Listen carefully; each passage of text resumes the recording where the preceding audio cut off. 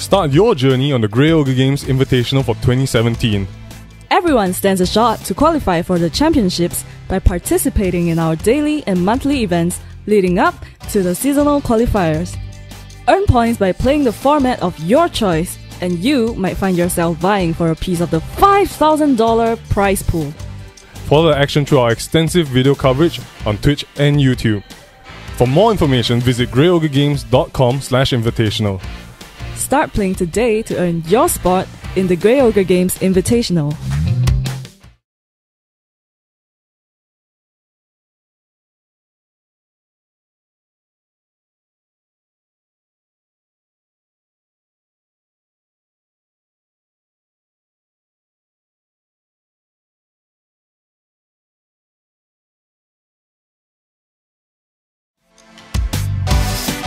Start your journey on the Grey Ogre Games Invitational for 2017. Everyone stands a shot to qualify for the championships by participating in our daily and monthly events leading up to the seasonal qualifiers. Earn points by playing the format of your choice, and you might find yourself vying for a piece of the $5,000 prize pool. Follow the action through our extensive video coverage on Twitch and YouTube. For more information, visit greyogregames.com/invitational. Start playing today to earn your spot in the Grey Ogre Games Invitational.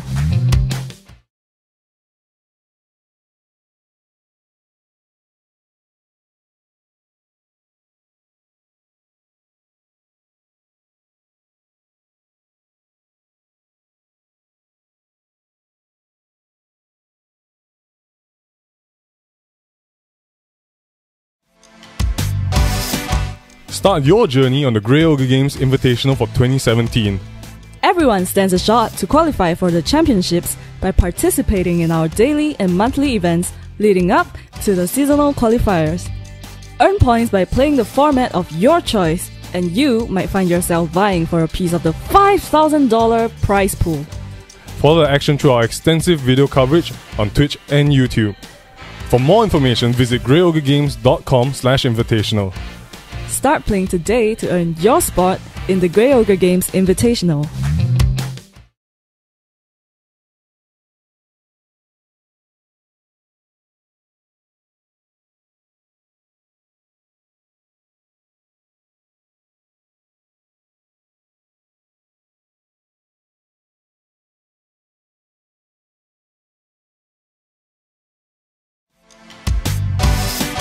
Start your journey on the Grey Ogre Games Invitational for 2017.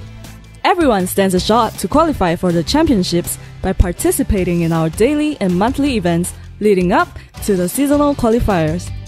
Earn points by playing the format of your choice, and you might find yourself vying for a piece of the $5,000 prize pool. Follow the action through our extensive video coverage on Twitch and YouTube. For more information, visit greyogregames.com/invitational. Start playing today to earn your spot in the Grey Ogre Games Invitational.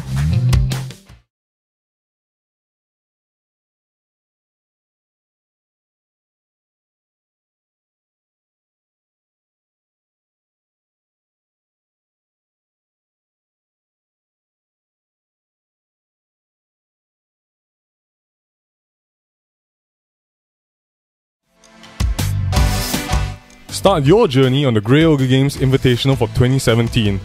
Everyone stands a shot to qualify for the championships by participating in our daily and monthly events leading up to the seasonal qualifiers. Earn points by playing the format of your choice, and you might find yourself vying for a piece of the $5,000 prize pool. Follow the action through our extensive video coverage on Twitch and YouTube. For more information, visit greyogregames.com/invitational. Start playing today to earn your spot in the Grey Ogre Games Invitational.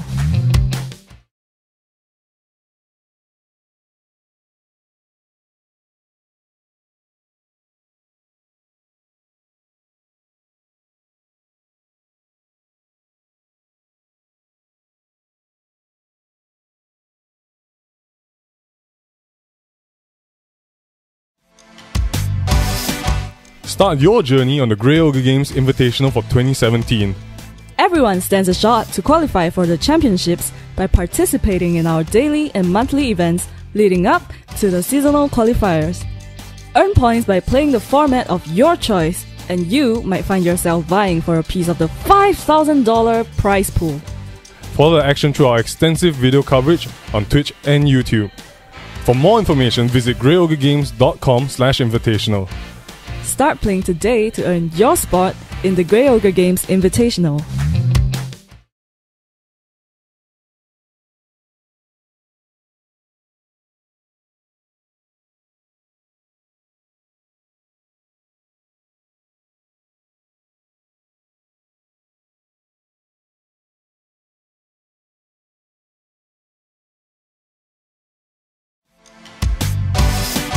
Start your journey on the Grey Ogre Games Invitational for 2017. Everyone stands a shot to qualify for the championships by participating in our daily and monthly events leading up to the seasonal qualifiers. Earn points by playing the format of your choice, and you might find yourself vying for a piece of the $5,000 prize pool.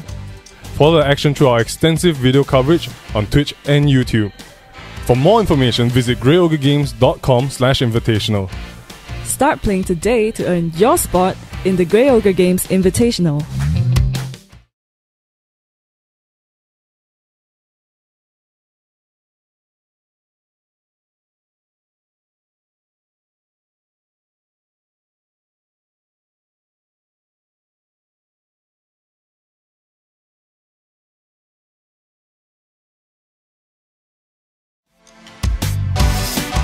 Start your journey on the Grey Ogre Games Invitational for 2017. Everyone stands a shot to qualify for the championships by participating in our daily and monthly events leading up to the seasonal qualifiers. Earn points by playing the format of your choice, and you might find yourself vying for a piece of the $5,000 prize pool. Follow the action through our extensive video coverage on Twitch and YouTube. For more information, visit greyogregames.com/invitational. Start playing today to earn your spot in the Grey Ogre Games Invitational.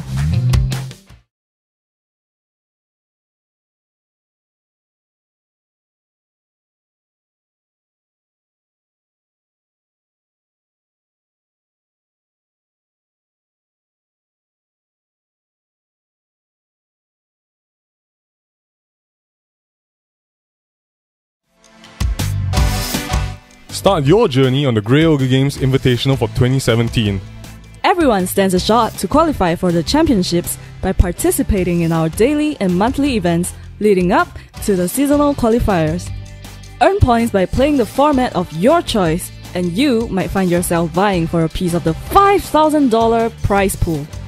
Follow the action through our extensive video coverage on Twitch and YouTube. For more information, visit greyogregames.com/invitational. Start playing today to earn your spot in the Grey Ogre Games Invitational.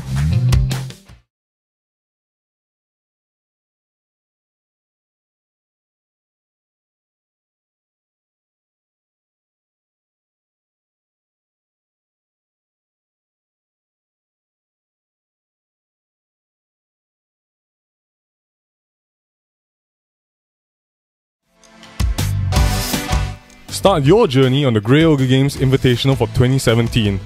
Everyone stands a shot to qualify for the championships by participating in our daily and monthly events leading up to the seasonal qualifiers. Earn points by playing the format of your choice, and you might find yourself vying for a piece of the $5,000 prize pool. Follow the action through our extensive video coverage on Twitch and YouTube. For more information, visit greyogregames.com/invitational. Start playing today to earn your spot in the Grey Ogre Games Invitational.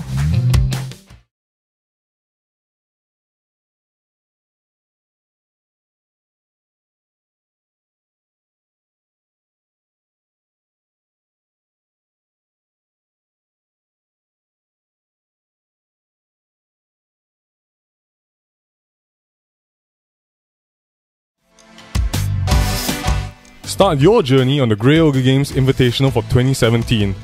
Everyone stands a shot to qualify for the championships by participating in our daily and monthly events leading up to the seasonal qualifiers. Earn points by playing the format of your choice, and you might find yourself vying for a piece of the $5,000 prize pool. Follow the action through our extensive video coverage on Twitch and YouTube. For more information, visit greyogregames.com/invitational. Start playing today to earn your spot in the Grey Ogre Games Invitational.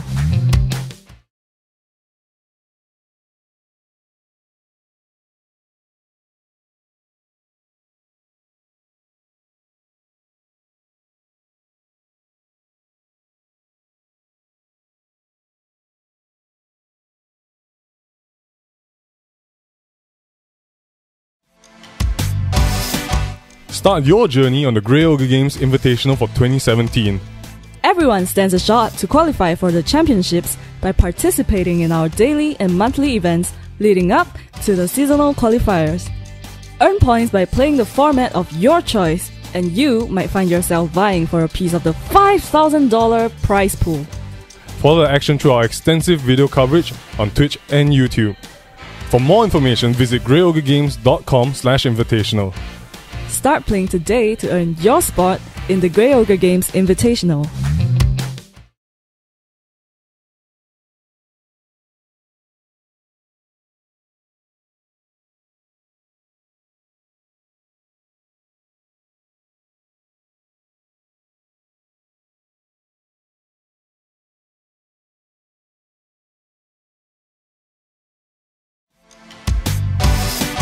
Start your journey on the Grey Ogre Games Invitational for 2017.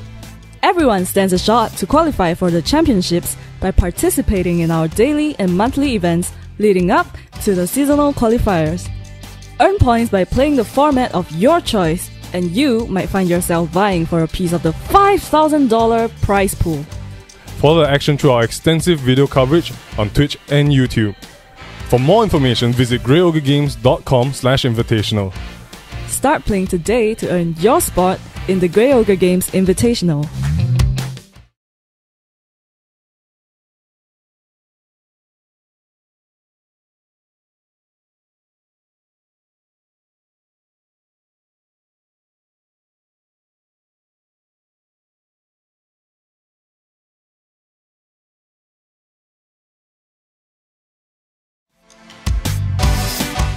Start your journey on the Grey Ogre Games Invitational for 2017.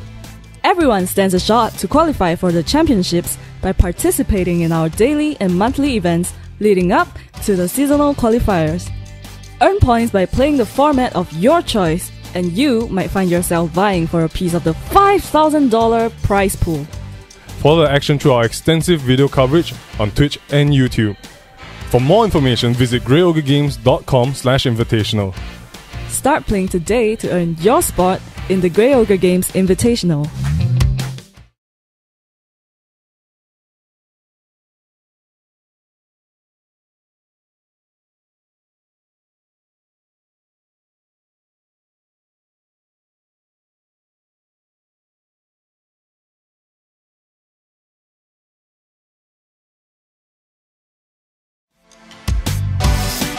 Start your journey on the Grey Ogre Games Invitational for 2017. Everyone stands a shot to qualify for the championships by participating in our daily and monthly events leading up to the seasonal qualifiers. Earn points by playing the format of your choice, and you might find yourself vying for a piece of the $5,000 prize pool. Follow the action through our extensive video coverage on Twitch and YouTube. For more information, visit greyogregames.com/invitational. Start playing today to earn your spot in the Grey Ogre Games Invitational.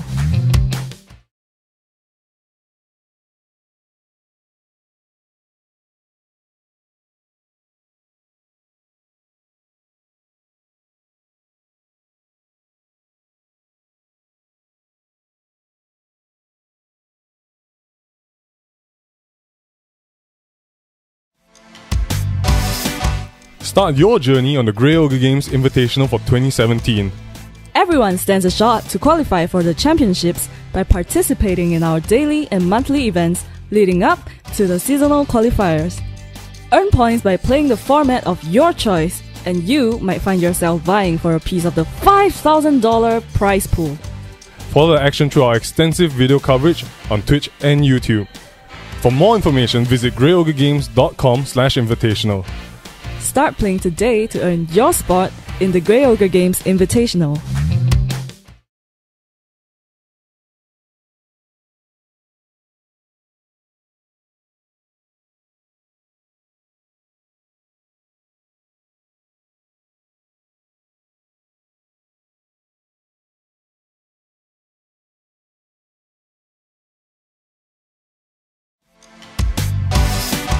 Start your journey on the Grey Ogre Games Invitational for 2017.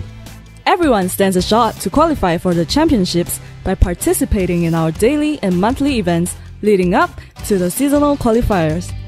Earn points by playing the format of your choice, and you might find yourself vying for a piece of the $5,000 prize pool. Follow the action through our extensive video coverage on Twitch and YouTube. For more information, visit greyogregames.com/invitational. Start playing today to earn your spot in the Grey Ogre Games Invitational.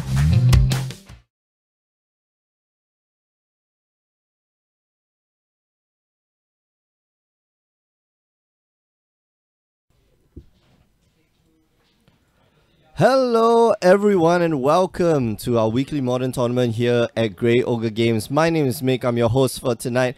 We are watching the match here between Sui Sin and So Bun Hao on the left and right respectively. Haven't come across these players before. So I'm not familiar with their playstyle, not familiar with their decks, but yeah, let's take a look.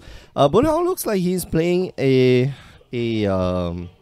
whatchamacallit, Jeskai. Looks like Jeskai, you know, tempo maybe, aggro, who knows. But it looks like Sui Sin here is playing Boros Burn or maybe Naya Burn. We see the Boros Charm in hand, as well as well, starting off with a Monastery Swift Spear. That could mean only two things. One, it could be a Hollow One deck, or it could be just a straight up aggro deck. It looks like it's a straight up aggro deck. Wow, Sui Sin here, just one too many lands, if you ask me. And here, just gonna go in for the attack. And there's a lightning strike again. A lightning bolt against the Monastery Swift Spear. Bun Hao here going to go down to 19. Get another mountain. Very nice. Nice and shiny mountain. These are the... I believe these should be the Battle for Zendika Mountains, not the old Zendika Mountains. The old Zendika Mountains, they got like a little more notch at the top. And able to drop a Eidolon of Great Revel. Let's bring that up.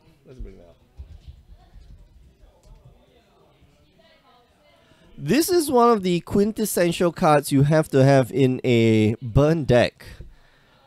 It's 2 mana. You get a 2/2 enchantment creature spirit. This is from the Journey into Nyx block. Very difficult card to find, people. Hopefully it gets reprinted. Very, very difficult card to find. Anyway, whenever a player casts a spell with converted mana cost 3 or less, Eidolon of Great Revel deals 2 damage to that player. So quite a painful way to get damage through. But Sui Sin here going to be dealing a lot more damage to Bun Hao than the other way around. So vice versa, and let's see, Vendilion Clique here and Stab gonna take 2 points of damage. With the trigger on the stack, Sui Sin is pointing out, maybe get rid of it. Let's see, Lightning Helix maybe, Lightning Bolt. Well, if he needs to, if he wants to go for a Helix, he's got to give up a bit of life. And there we go. Vendilion Clique goes to the graveyard, hit by a Lightning Bolt. But Bun Hao here gets a peek at Sui Sin's hand. I think you just take the Boros Charm away, maybe.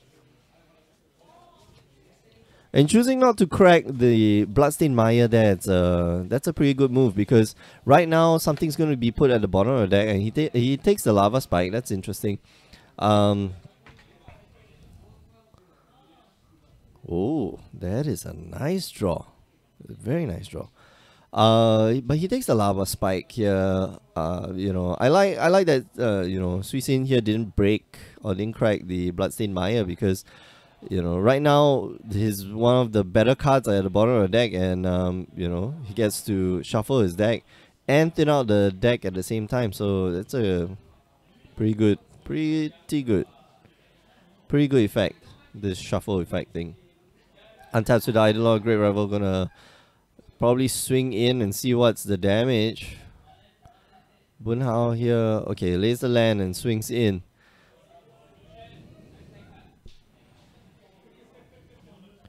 And well, lays that land probably for the ability to get another white source.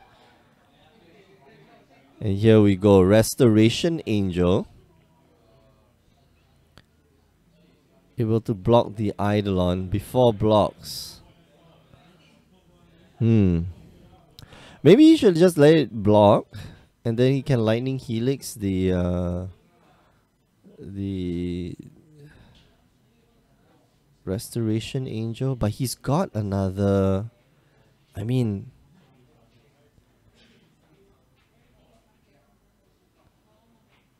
he's got another Eidolon, so it's not a big, you know, it's not a big issue. You lose this Eidolon, that's fine.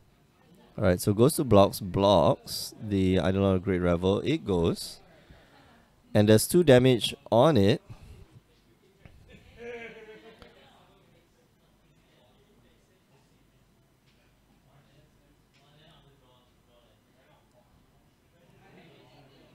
Okay, so he's gonna Lightning Helix. He's gonna take 3 damage to get a white source and then Lightning Helix.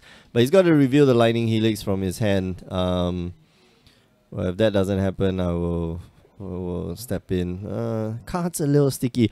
How about you guys? Like, I noticed, well, Suisin here looks like he's using some form of mat cards. Yeah, okay, so Lightning Helix goes to the graveyard. Second main phase casts a Eidolon, another Eidolon of Great Revel, and then passes the turn. Yeah, let me know in the chat what type of sleeves you use.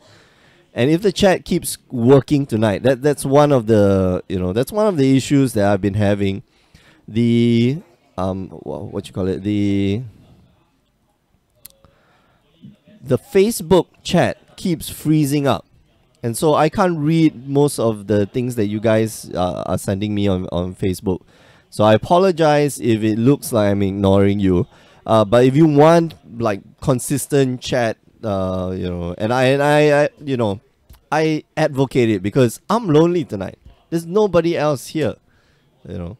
Go on down to twitch.tv/GreyOgreGames. Just like Polyball here. Is this a daily Polyball? Yes, it is. Yes, it is. Yeah. It's one of the dailies. Well, Monday we have limited. So it's either draft or sealed. Tuesdays we have well, what's the we have standard, which we also stream sometimes. Wednesdays we have modern, which very exciting. I really like the format. And on Fridays, you know, Thursdays we have D&D. If you're interested in D&D, and then Fridays we have what do we have on Fridays? We have FNM. So that's the gist of it. Okay. Bunhao here casts a Spell Queller for absolutely 0 value. Does get rid of 1 Eidolon and a last Eidolon, a 3rd Eidolon here. Gonna enter the battlefield. And that Spell Queller is on blocking duty. Suisin here unable to, you know, finish off the game quickly enough. But he does have like a whole hand of burn. He's got a Boros Charm, that's 4 points, and the Lightning Helix, that's 3 points. He just needs Bunhao to fire off 2 spells. Yeah, 2 3 mana or less spells. And just to be able to take this game. Where's the camera? Oh. So yeah, how are you guys feeling tonight? Like, you know, Wednesday night, hump day. Everybody should be happy. Everybody, you know, you're past halfway through work, you know. Ah, this is tough. Now this is where you lose the game. Okay, let's the Eidolon go to the graveyard.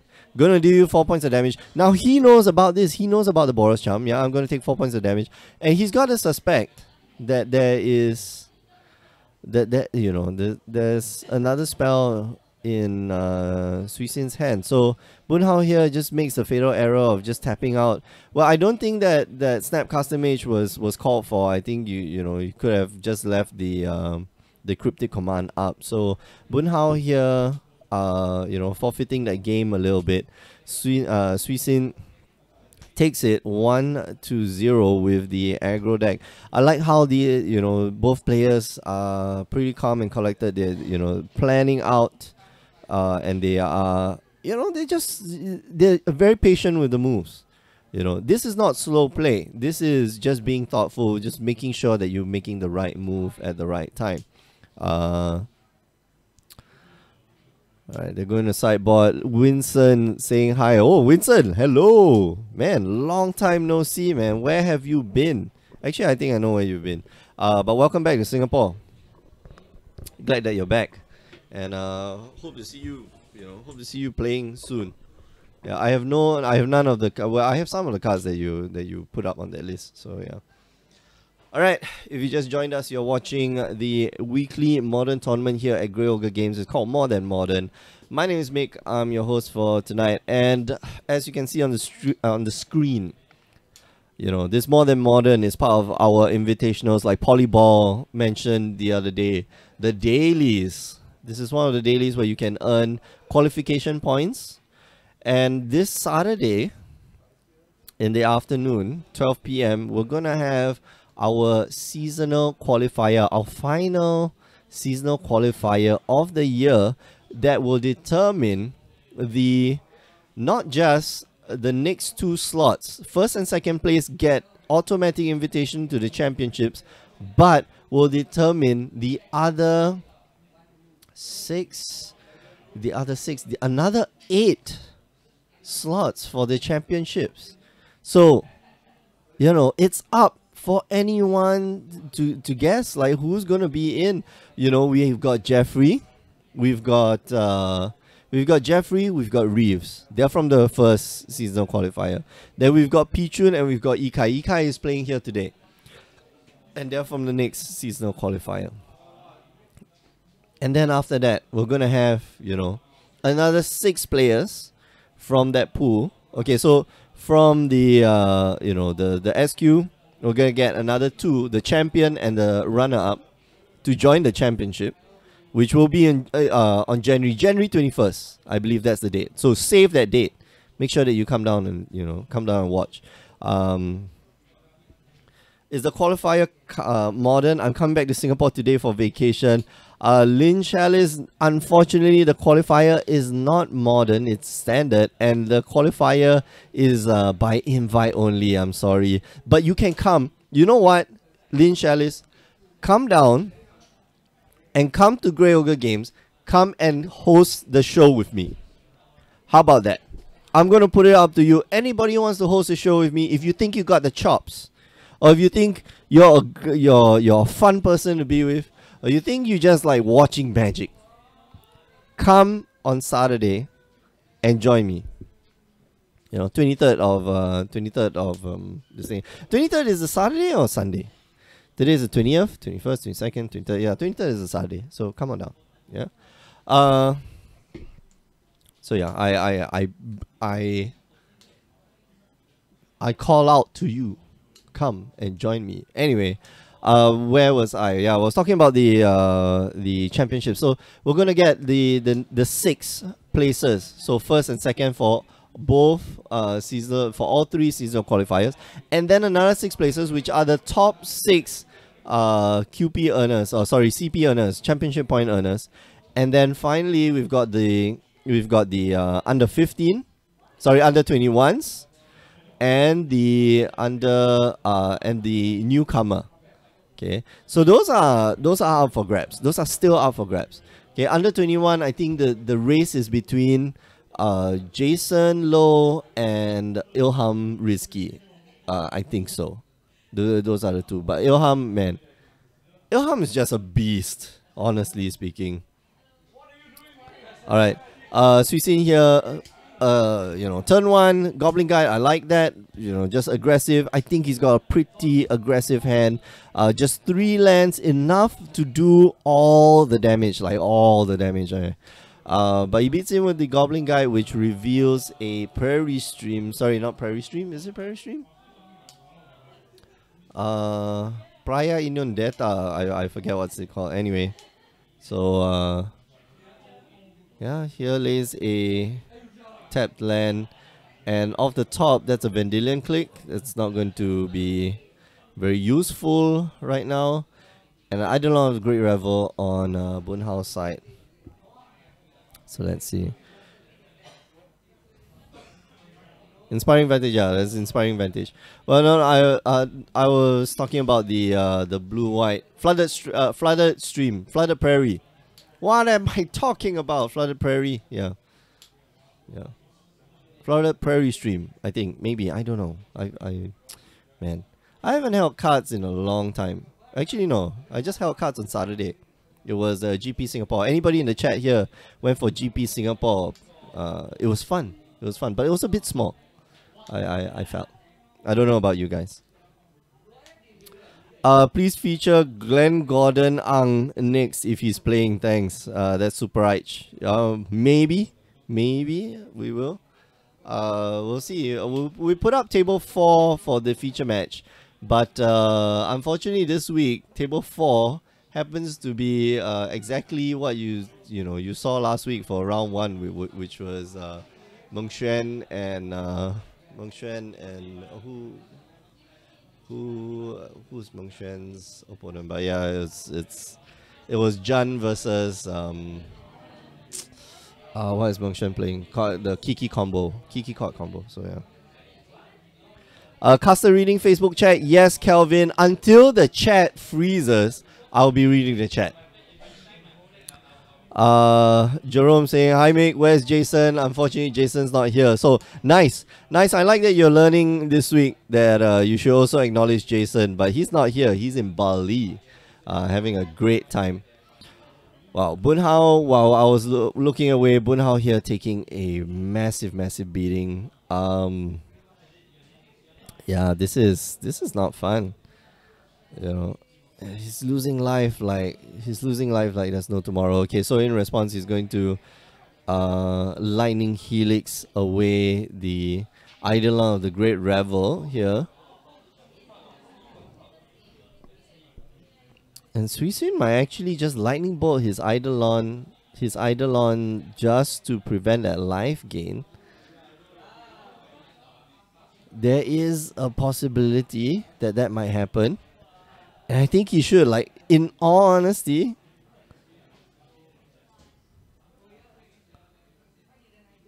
he should, because that's a Monastery Suspia, grows his Monastery Suspia, and prevents, Bunhao from gaining that life. Or is that even, is that necessary? Because the Lightning Bolt can go to the face, he'll go back down to 10.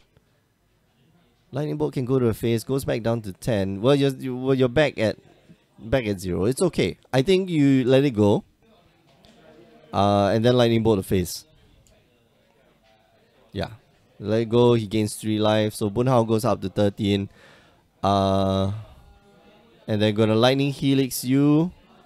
But the dispel for the Lightning Helix swings in with a Monstrous Suspia. And what is that off the top? Is that a Geyser Saint-Trav? Yeah, that is.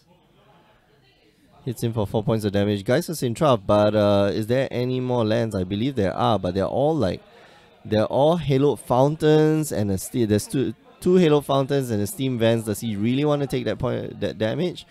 And a Flooded Strand here. That's what it is. It's a Flooded Strand. Oh, god.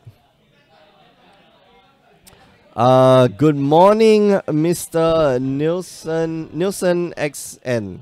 Hi. Morning from Brazil. Hola, they say. Yeah. My Portuguese is a bit rusty, but como estai? Yeah.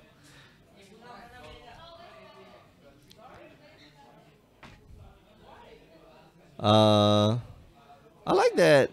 Bunhao here has like pimped out his deck with unglued lands already. Sorry, unhinged lands. Anybody here in the chat does not like the unhinged lands? Just put it in the chat. I'll read it out somewhere. Someone who does not like unhinged lands. I don't like the forest. I don't like the forest. Yeah, and I think the fall of the forest is pretty bad too. All right, bounce that guy. I'm gonna draw a card. Yeah, you draw. You do you. Swings in. There's a lightning bolt off the top. And it goes down to 6. And he's all tapped out. So double lightning bolt you, and that's it. Man, I'm curious why he cryptic command right there. Because I think, Suisin here, I think Suisin would have been patient anyway. He would have slowly played out creatures and just kept beating in. But Suisin here takes the game, goes 1-0, and we're going to round 2 in about half an hour's time. That was quick. That was kind of quick. Well, it is the aggro matchup versus Jeskai Temple. But yeah, what less do you expect from an aggro deck? All right, I'm gonna do the rollout. Okay, and then maybe I'll read some stuff from the chat later. Yeah, remember you can catch us on the stream every Tuesdays and Wednesdays 8 p.m.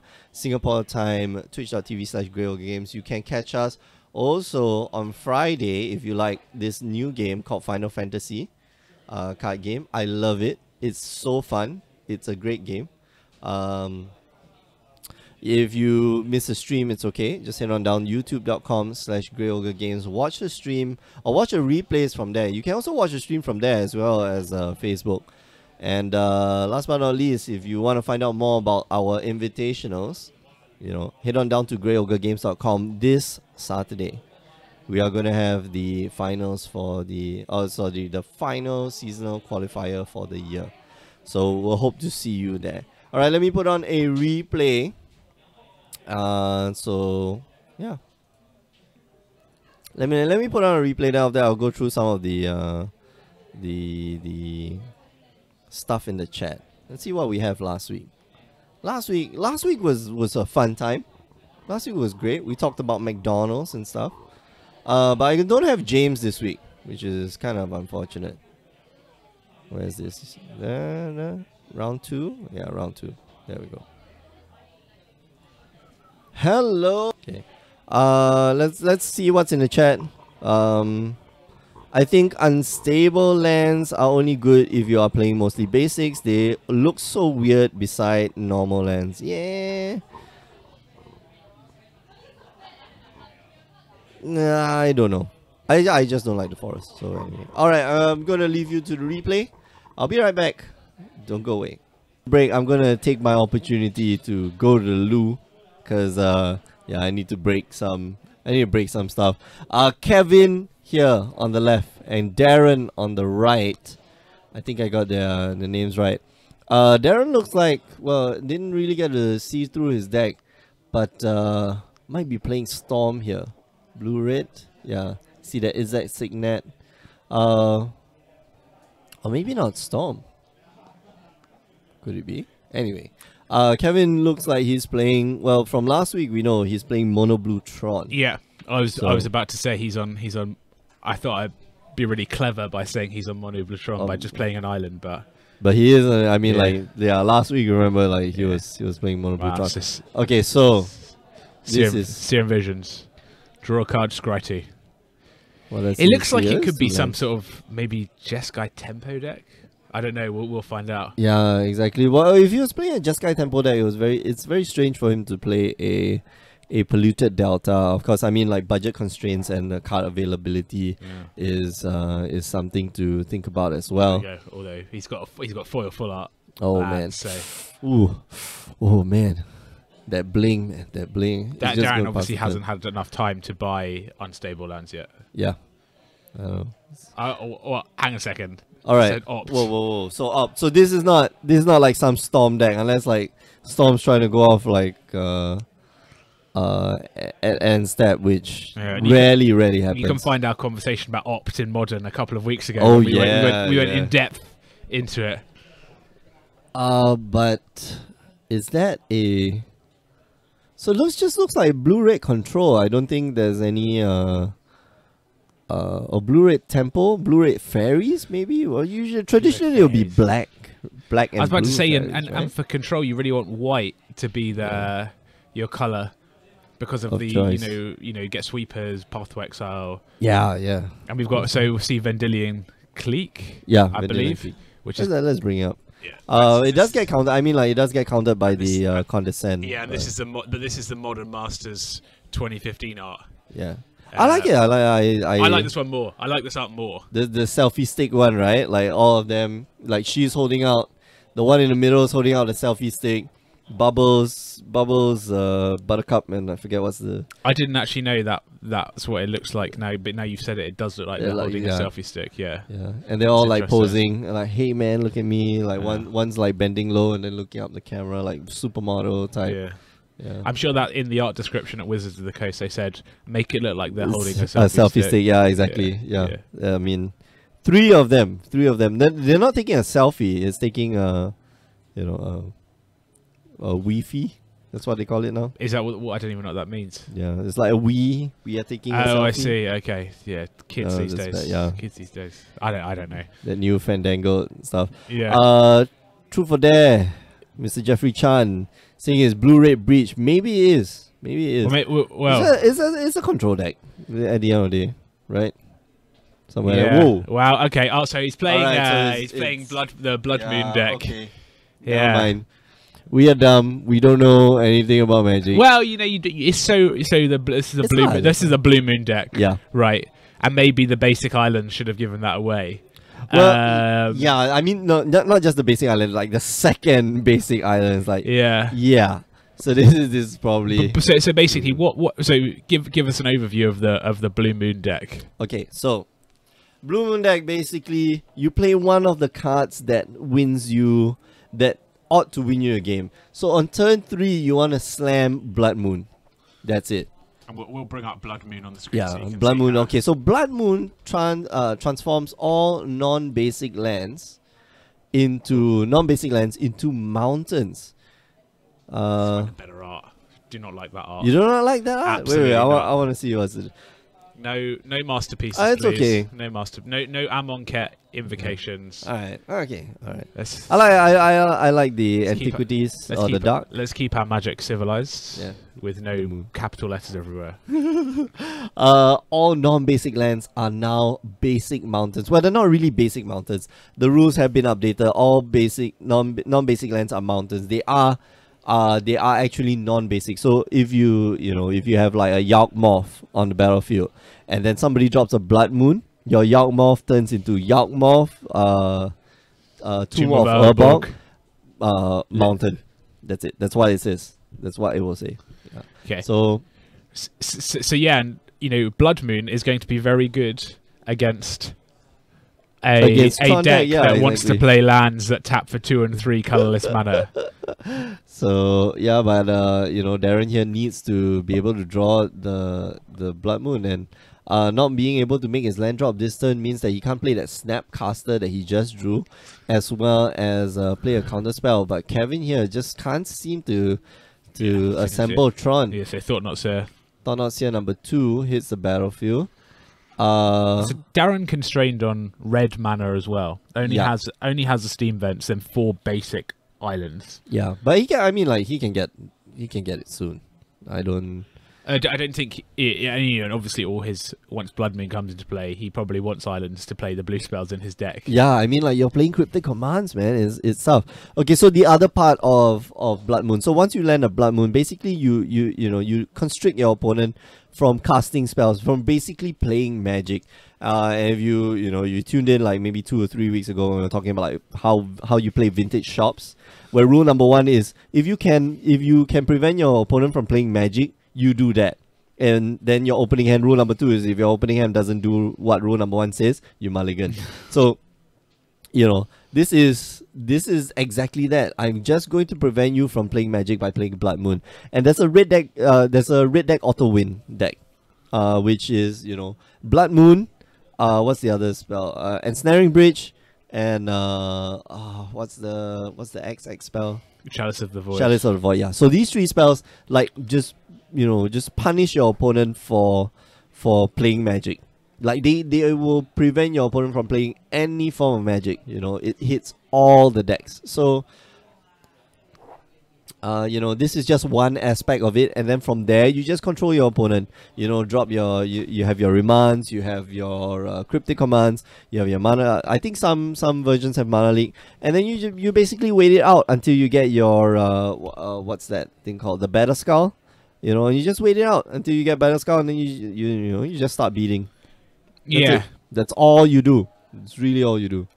And I think that's what Darren probably needs to do quite quickly. Yeah. He needs to find a Blood Moon fairly quickly, because Kevin just found an expedition map. Yeah, and next turn he's going to play the expedition map, sacrifice it to get his third Tron land, and then just have infinite mana, a lot of mana available. And counter spells on the you know, to boot. So this is the interesting. So the win condition in these mono blue Tron decks tends to be Mindslaver. Yeah, Mindslaver. Well, there's a lot of it. Yeah, you can go Mindslaver. You can go. You know, it's still got Khans. It's still got Ugins, because you might just go like natural Tron, and just, you know, go Khan on turn 3, Ugin on turn 4. But I guess what Blue sacrifices the ability to find the Tron lands consistently, and easily. You only really have, you know, access to the artifacts, you know, that later so expedition map. Yeah, that's it. Whereas you know other colors. So when you play green, for example, you have Sylvan Scrying. That's right. Ancient Stirrings, which is why you normally see green. Green X, right? Yeah, green white, yeah. Green, you know. But blue does give you counter spells. spells. Yeah, so we've seen Condescend already. And when you have that many counter spells, like, yeah, it's just a matter of time. You know, what you really want to be doing is, you know, just playing a waiting game, countering a couple of their spells, then playing a big threat and just ending the game. Speaking of Blood Moon here, we have our first copy of Blood Moon on the battlefield, and just gonna pass the turn. I'm not sure what Kevin has here, unless, well, Kevin, what he wants to do is basically just, you know, drop a Khan. He wants to get all his lands, and then drop spells like this, like the Battle Skull. And here we go, Snapcaster into probably a repeal. Yeah, Remand. Okay, into a remand. Sorry, yeah. Okay, so just to draw the extra card. card. Draw a card, yeah. And then Kevin's going to sacrifice expedition map to look for a land. Yep. Well, in this case, it's just a land, but he's just getting mountains at this point. Yeah. Unless he's got, I don't think, you know, blue historically isn't a good color that interacts with enchantments. Yeah. Unless you're bouncing back, you know. But he would need something like a chain, not an echoing truths. Yeah, but that's in the sideboard. Yeah, that's in the sideboard. Like that's not, you know, that's not in the main deck. For the rest of, for all intents and purposes, you know, his Tron lands are mountains for the rest of this game. Yeah. Not in the main board anyway. You know, unless Kevin here runs cryptic commands in his main board, which I highly doubt, because, you know, cryptic command is triple blue. It's a little hard to run. So yeah, getting tickled to death by the Snapcaster Mage. Yeah, cryptic command. Yeah, I can imagine in the Mono Blue Tron, if you played it in Mono Blue Tron, you'd have moments where you just felt so sad that you had a cryptic command and 2 islands, and then Tron lands, and just look at it sadly, going, "Oh, this is just the worst feeling in the world." It's so, you know, it's incredibly defeating. Yeah, it's mana hungry. Another Snapcaster. Okay, Snapcaster probably to get back the cryptic command. Yep. And, so it feels like, and correct me if I'm wrong, Darren needs to end the game sooner rather than later at this point. Yeah, because Kevin's getting lands. Yeah, Kevin has 8 mana. So the Tron lands can't really do much, that's fine, but they still give you mana. And he's at 8, so he can now cast, and he's got 9 now in fact, so he can now cast I imagine every creature in his deck, unless he has an Ulamog, the Ceaseless Hunger. Yeah. Which, you know, which I think will be fine. Like, it's a fine addition to the deck. Jeffrey's here saying Blue Tron has Cyclonic Rift. Yeah, that's true. It's got, I think, 1 or 2 copies of Cyclonic Drift, which will be able to bounce away that Blood Moon for a turn. But you still need a plan, right? You can bounce it, but it's going to come down, and you need to be able to counter it. You need to start landing stuff after that. So, but you can do it end step. You can do it end step, get it countered, and then drop your Platinum Angel, drop your Worm Coil Engines. Yeah. At a point where, through the breach for Emrakul. Right. Wow. Okay. So Darren's playing Blood Moons and through the breaches as well. Yeah. So okay, interesting. That's the. I guess it's a amalgamation of like blue red breach with the Blue Moon deck. With Blue Moon deck. Be interesting to see if he has any Vidalcan Shackles as well, just for the creature matchups. I think that will be in the sideboard. I think it's in the sideboard because the Blue Moon decks historically played the Vidalcan, and also maybe like a 1 or 2 of Threads of Disloyalty as well. Yeah. Just to steal, the Tarmogoyfs. I guess you get your Death Shadows, but the Blue Moon deck isn't that popular anymore. It was popular, it was a small part of the metagame for a while, but it's sort of waxed and waned as a moon does. Oh man! Yeah, set myself up for that one. It's come and gone, right? Yeah. Dr. DJ Rainy Dave VX. Okay. Is asking where is this event? Well, this event is being held here at Grey Ogre Games here in Singapore, 83 Club Street. If you ever come to Singapore, sunny island here, very humid sunny island. I can confirm it's very humid. You can, we can definitely say yes. You can come down to Grey Ogre Games, 83 Club Street. We're located on the 4th floor. It's a lot of steps to walk. A lot of steps, yeah, but it's worth it. I don't know. I agree completely. Yeah, it's a nice place to play. Like we've got the space. We got nice stuff. Not we. I say we like as if we work for the store. We don't. We just come here on a Wednesday night. Mark, just lets us sit down at a computer, which we do not own, and then turn on mics and then hook up a camera. They don't even know that we're doing it. How? Yeah, exactly. It's like Mark comes over, like he looks over at the end. I'm like just waving and pretending to work on the computer, like as if I know what I'm doing. Building the brand, building the Grey Ogre Games brand out as a, an online, giant in the 21st century of streaming. Whoa. Probably the only store in Singapore that actually does streaming, or at least does streaming with commentary. Because I've watched some people, like when we started out, we didn't have this setup. We didn't have the audio equipment. Actually, I did have the audio equipment. It's just I didn't want to lend it to the store. But we had nothing. We had background music playing, and there's people playing cards, and that's it. Like we've come quite far over the last maybe 2 years that we've been doing this. I'm sure some people wish that there was still background music. Yeah,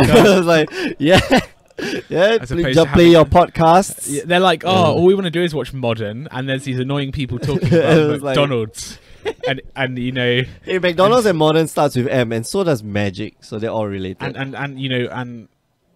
And talking. Well, let's not go down things that start with M. They're all related. Let's. I'm sure we can. Mad cow disease, maybe. That's where your mind went. Okay. I don't know. Anyway. If you're just joining us, you're watching the weekly Modern tournament called Modern here at Grey Ogre Games. My name is Mike. I'm one of your hosts, alongside the suit, Mr. James Church Morley. Yeah, we are watching a game here between Kevin and Darren. Kevin just lost a game. He's playing mono blue Tron, which, well, against Darren's deck, unless Kevin here is able to resolve, he just has to go Tron land 1, 2, and 3, and then just start resolving good big stuff. Yeah, that's all he has to do, because there's way too many threats in Kevin's deck for Darren to deal with. And Darren's playing a blue-red through the breach / blue moon sort of deck with Blood Moon as the key piece. And I think the reality is that Tronland struggle against Blood Moon. Yeah. I think you just got to prevent Darren from playing that Blood Moon. Yeah, full stop. And that that's just how it goes. And Kevin needs to just get to a position where he can safely play some threats and prevent a Blood Moon from coming down. And But what I like, the thing I like about, let's say, like Kevin's deck, okay, so the main issue is that I don't think Kevin's deck runs basic waste, which then kills your, Blood Moon just turns off your means you can't play your Thought Thought Knot Seers, yeah. yeah. And that's really important because like you want to go like turn 4, okay, Thought Knot Seer you, and I want to, you want to prevent on turn 3, you want to keep mana open, and then turn 4 you just. I would be Thought-Knot Seer. surprised if he wasn't playing Thought Knot Seers. I'd be very surprised. I would think that he would take out the Thought Knot Oh no, Seer. sorry, not Thought Knot Seers. I'm surprised if he wasn't playing a single waste. I'd be very surprised. I don't think so. See, you say that, but Because there's no way for you to search it out except for. Yeah, no, that's fine, but you draw it. But Ghost Quarter, Path to Exile, all of these cards exist, and Yeah, but they you can allow just you to search get for basic. You can just search for a basic island. Why would you play? You can, but it's a hedge against. It's a hedge. It's a hedge. It's one. If you're playing 14 islands, you can probably play 13 islands and one waste. That's all I'm saying. Is you can probably play 13 islands and one waste. I know, but I mean, sometimes we just don't. We just don't do it that way. No, like, I know. Sometimes, I know. So what I like about Kevin's deck is he's playing 9th edition Tron lands. And it's very easy to tell what Tron land it is. Oh yeah, I know yeah. that is a tower because there's a tower in the picture. because it's a freaking tower, people. Oh. And I think that's a power plant. That's a power plant. Yeah. I know that's a power plant. I say that with such confidence because it looks like a power plant. It's not like the old time antiquities art where like everything is nothing and towers look like mines and plants look like nothing. Plants look like mines and everything. Oh man, everything is upside down. The world doesn't make sense. No, thank you, Kevin. Thank you for when we For joked. being that light. We joked previously about people playing Tron decks, and we have No clue. no idea which land they're playing. If you tap like 3 Tron lands, right, of different art, we'll just say, yeah, I'm going to give it to you. You have 7 mana. Yeah. You basically have 7 mana. I trust you. I trust you. I trust you. As a judge, right? Because we can't see. I mean, like right here, we can't see the names of the cards anymore. So we're like, yeah, I'm just going to give it to you. I believe you and your opponent can discern it for yourself. But yeah, 9th edition. Yeah, now that you mentioned 9th edition, white borders. does have white borders downside. Oh, but you can alter unambiguous art upside. Yeah. So maybe let us know in the chat which one you prefer. Like, unambiguous white bordered cards, or maybe confusing black bordered cards.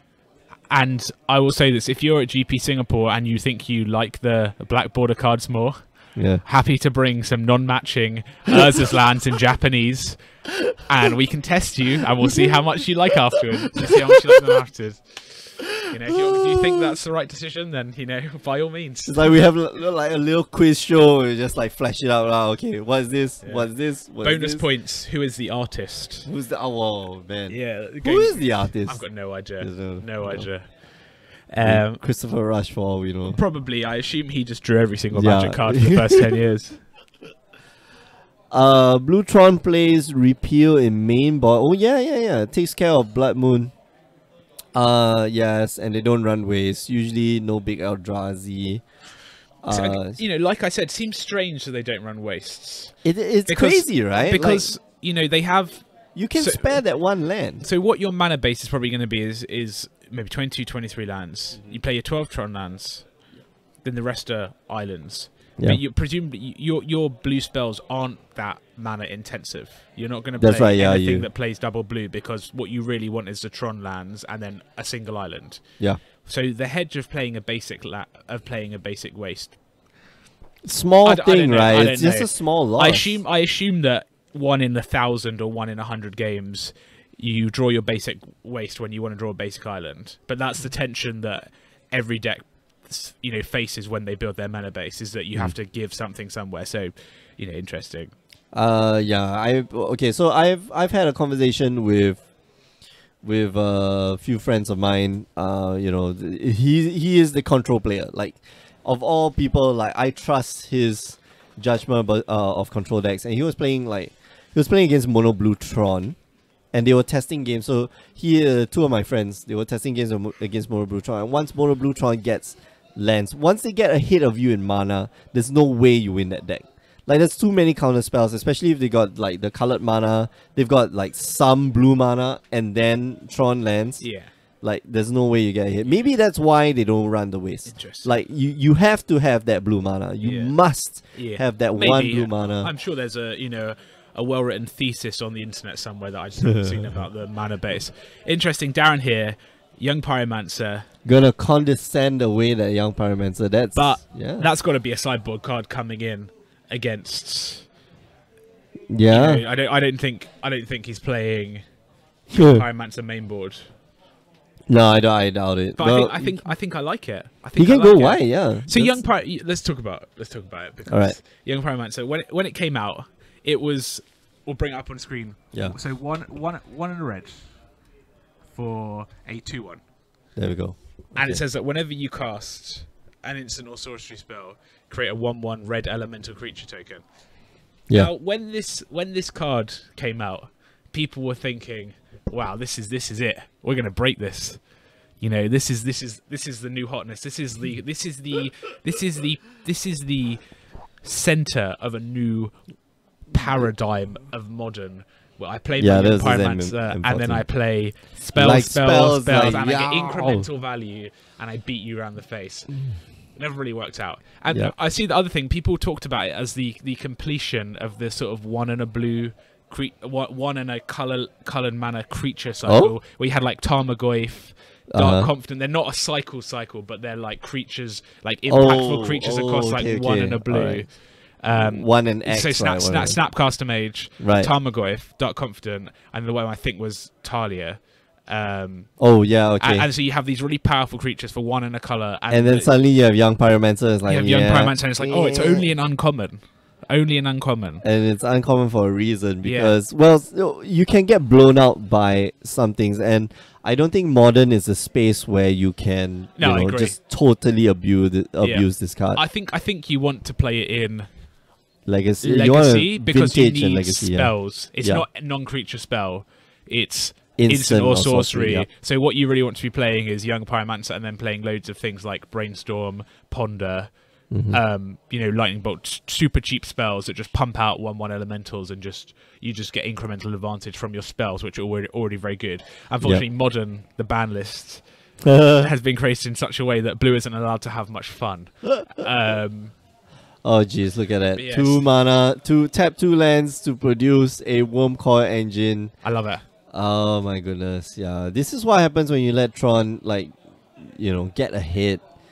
And it's gonna be tough because Darren here, like, when you're playing like control versus control, like, you need be hit on mana. Like, that's the only way that you win. Yeah, you want to hit your 1 to 7 land drops and then play a Sphinx's Revelation. Yeah. And draw 4 cards and then hit the rest of them and play another 1 to 7. It's difficult. Darren has got an Emrakul in hand.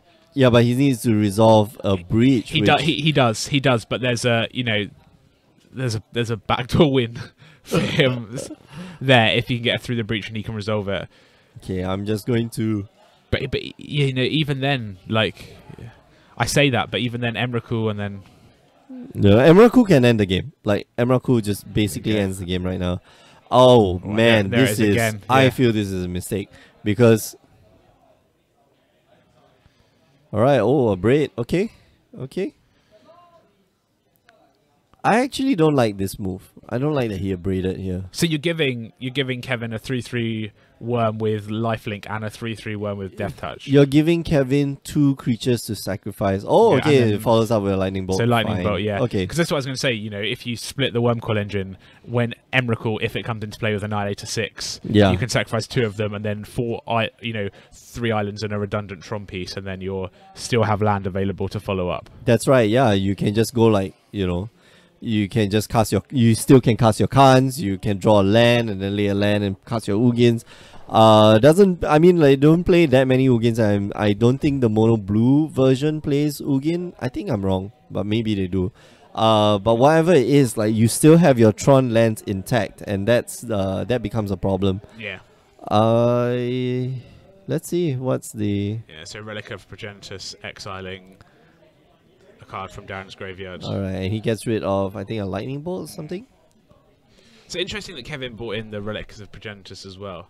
Yeah, I think you're trying to target the Snapcaster Mages, because you are essentially taking away, countering one of your opponent's spells, especially with Snapcaster Mage's ability on the stack. Yeah. And then you're still drawing a card. Okay. So, you know, it's akin to what you call it, Cryptic Command.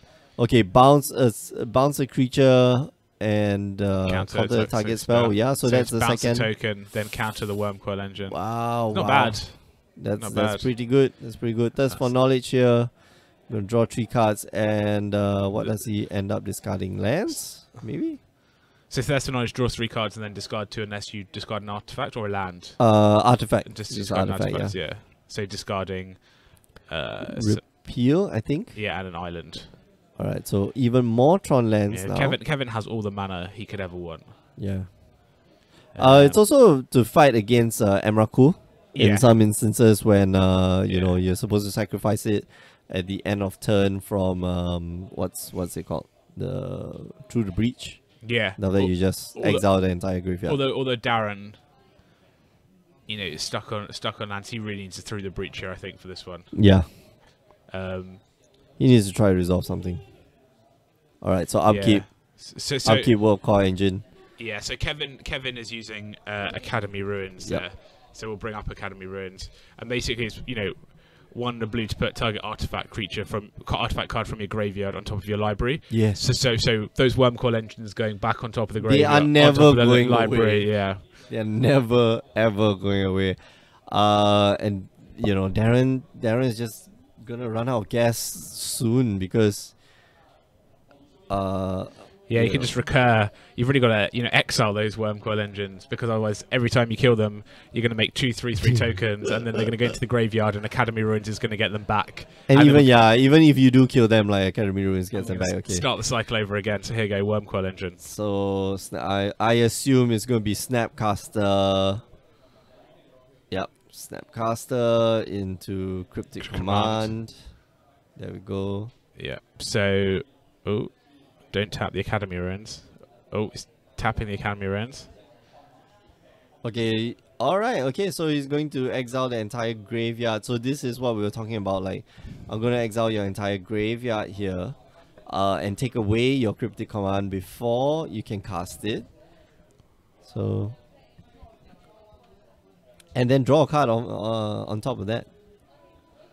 Yes, I think Darren's just trying to figure out if there's any way around the Relic of Progenitus. You cast and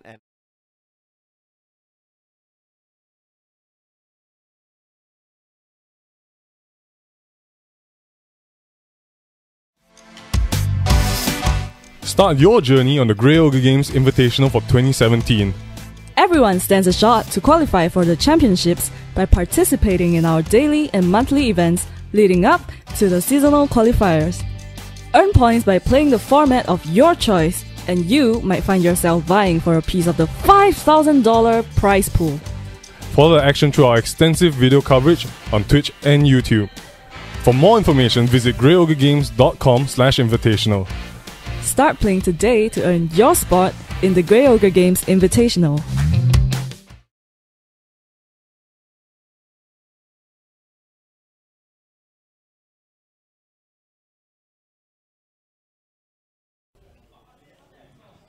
hello everyone, and welcome back to our weekly modern tournament here at Grey Ogre Games. It's more than modern. My name is Mick. I'm one of your hosts. Actually, no, I'm your only host for tonight.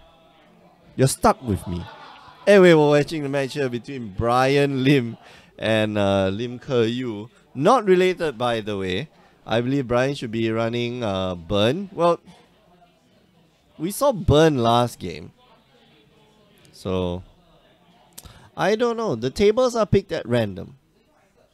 So, unfortunately or fortunate for you, you'll get to see the Burn matchup against... What is Ke-yu running? Oh, Ponza! Ponza! I like... Oh, man. Those says a rip. Nope, not yet. Not just yet. Yeah, but Ponza is going to be an interesting matchup. I think this is going to be cute. Really, Caillou here is just going to start off probably with an Arbor Elf if he has it. A Blood Moon that he has, not too useful. Or Utopia Sprawl is also a great starting card. Utopia Sprawl on that forest and just going to pass that turn maybe. Kaz, are you going to be joining me? Oh wow! Wait, what? Yeah, there's too many people today, so I can do a bit of casting. Oh wow! Is my mic on? Yeah. Hello. Hello. It's been a while. Yeah, it's been a while, man. That's because most of the time modern. Yeah, most of the time you're playing for modern, right? No, I'm actually working. But recently, I mean, with the 20+ people here at the shop, which we don't usually get from modern, it's been quite busy. Yeah. So that's crazy. Like this is not.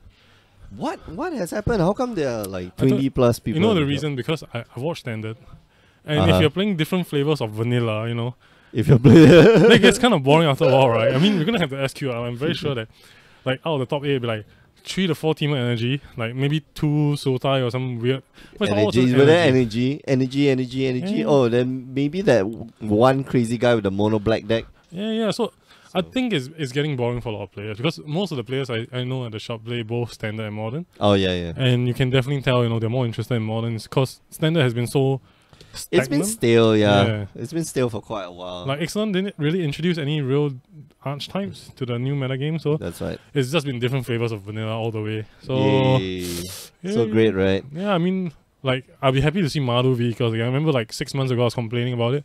I'll be happy to see that. I'll be happy to see Madhu vehicles more. Please, man. Yeah, but Ponza matchup. Ponza versus Burn. Yeah. No, Naya Burn. Common misconception. Even though you're playing Burn, a lot of your spells are some of your spells are multicolored. Not yeah, most. and they need white. Yeah. They need green for Darkest Command as well. Yeah, but green is. I mean, green is not the. It's not very heavy weighted. Yeah, it's not very heavy. Yeah, but I mean, post board, you definitely want to play your destructive revelries. Yeah. So if you don't play a lot of fetches or basics, you know, things won't look great. Mm-hmm. Like your Boros Charms and your Path to Exile, your Deflecting Palms, all go to waste to like a simple Blood Moon. So it's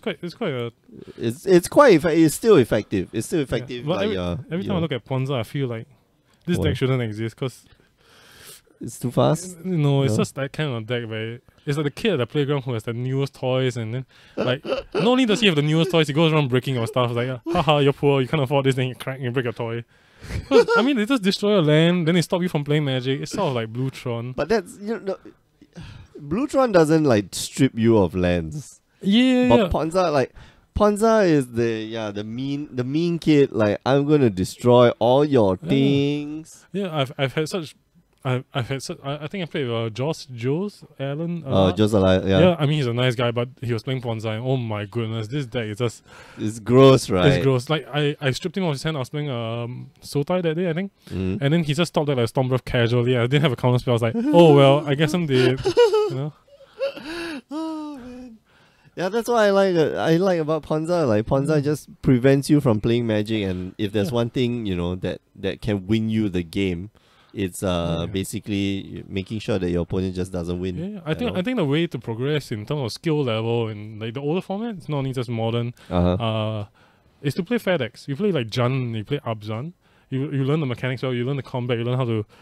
You learn how to sequence. Yeah. You learn the interactions. Because you play cards like Thoughtzy, so you learn how to value threats. You play all the fairer cards, and then as you hit like a decent amount of skill cap because you'll never cap out. You move on to the unfair decks, the combo decks, because those are the best decks in the older format. Because those decks win. Like three lands cost a 7 mana Planeswalker. It's kind of derpy, right? So yeah, I think that. No, Ponza is one of those kind of decks where it seems kind of easy. We just insulted it saying it's the bully on the playground, but it is the bully on the. But I think it's not a bully on the playground, but I think it's a relatively difficult deck to play. Yeah, I think it's not as easy as just casting Blood Moon or casting like the that mono red, the mono red wins deck. You know. Yeah, even the mono red win deck. You know, so there's an element of skill involved. It's just when you look at it, it brings a certain disgust. I'm sorry, Caillou. I told you before. I just don't like this kind of deck, man.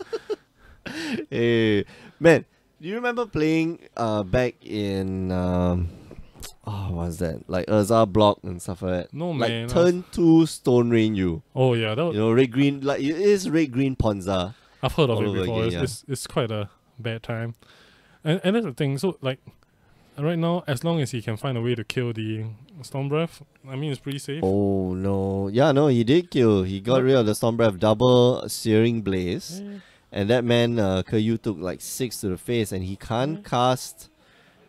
Well, he Wow. needed to draw the bridge if he plays it main board, but I don't think they play bridge main board. They play the rest of the more aggressive stuff, like the Infernal Titans main board as well. Yeah, and the Inferno. Speaking of which, Inferno Titan is probably going to take down the Eidolon of the Great Revel, and Brian here is just 1 point of damage away Yeah. from ending this game. And he has a multi-color card. Lo. Yeah, that's the irony of it all, because the Blood Moon.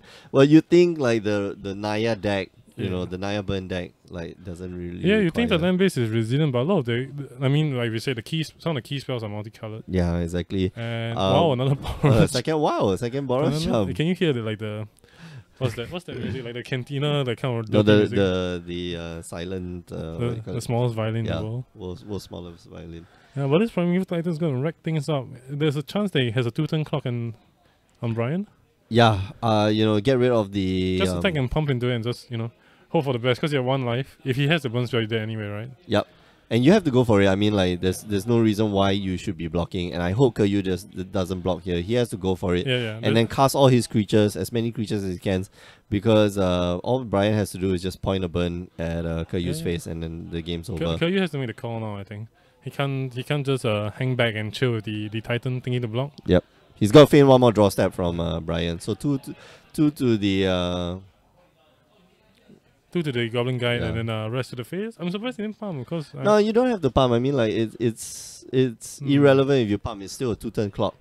Like, Yeah. you're going to swing in with the Titan anyway next turn. I think the terrifying thing about Ponza is that if you're a new modern player, you don't often see Ponzas in a casual Wednesday night kind of thing.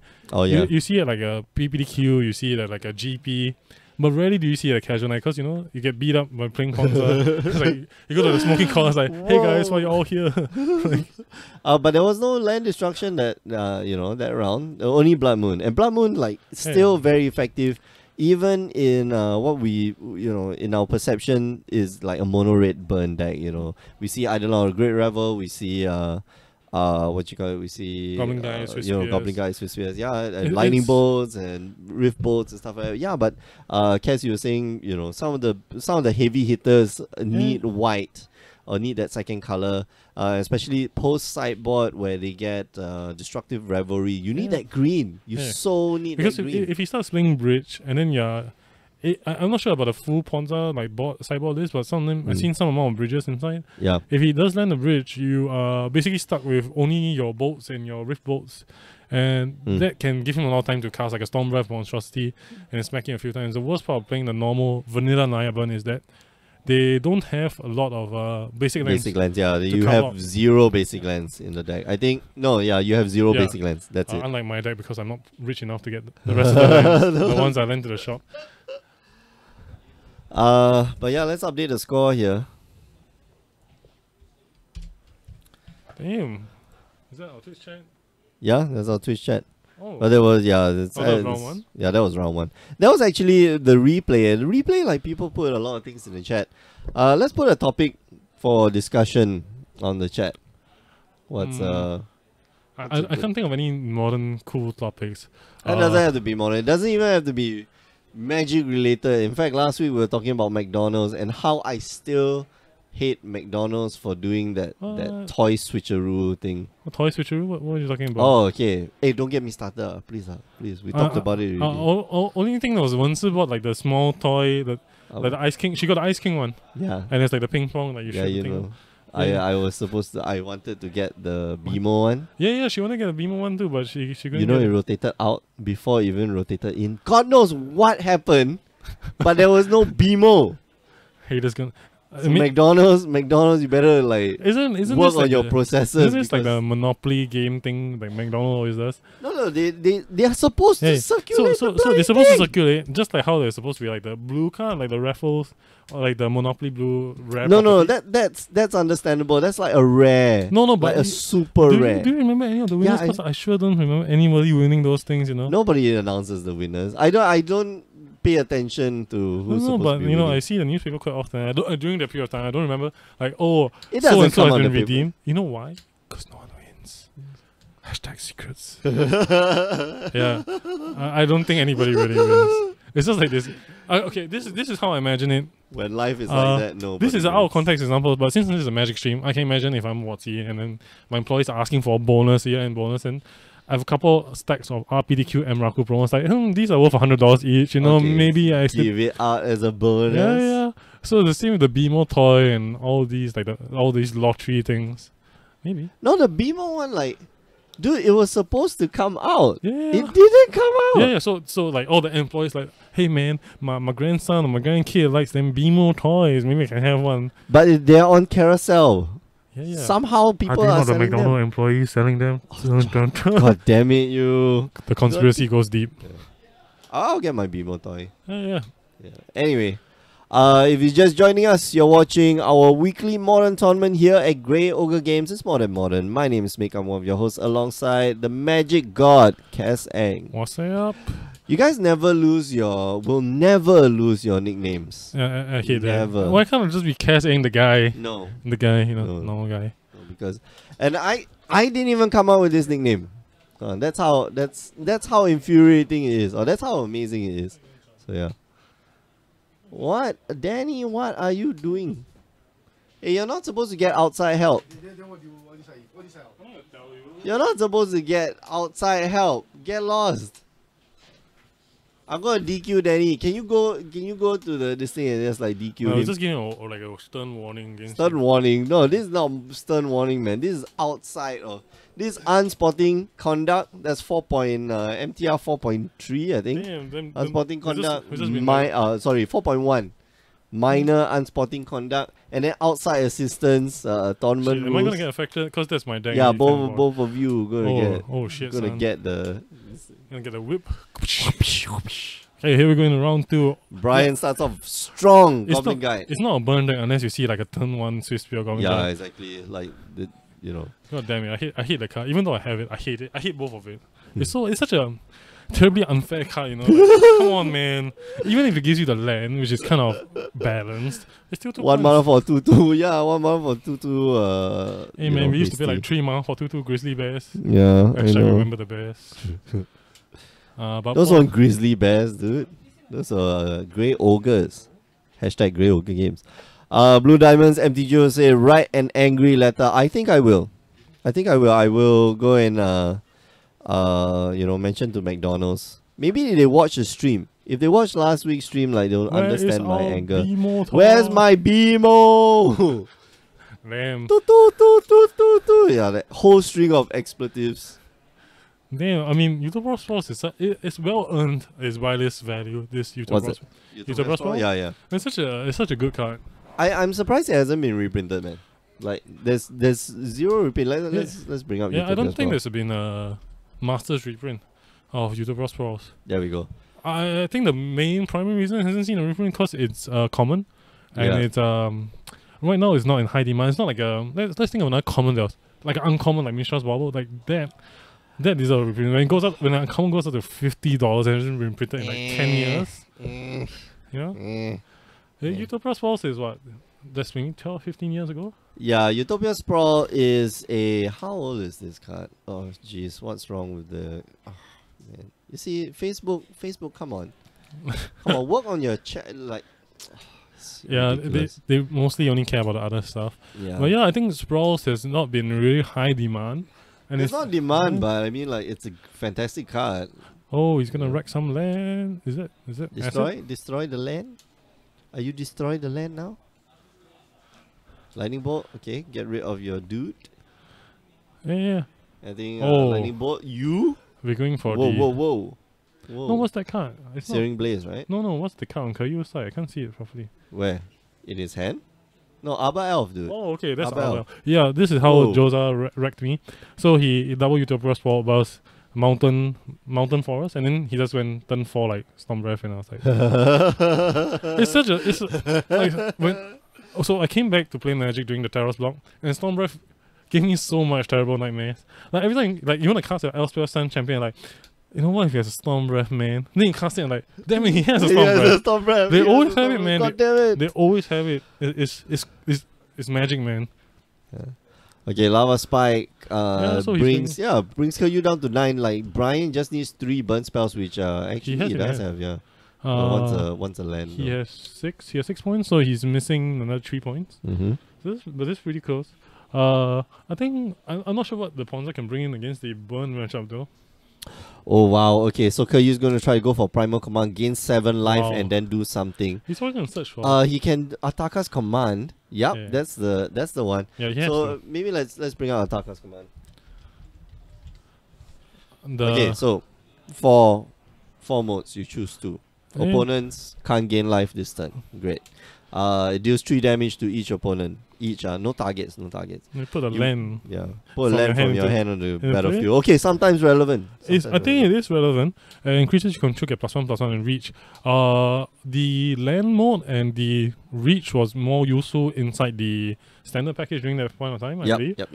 Because the raid matchups had the Ataka raid had a dragons matchup, and sometimes you needed to block with a reach creature. Oh yeah.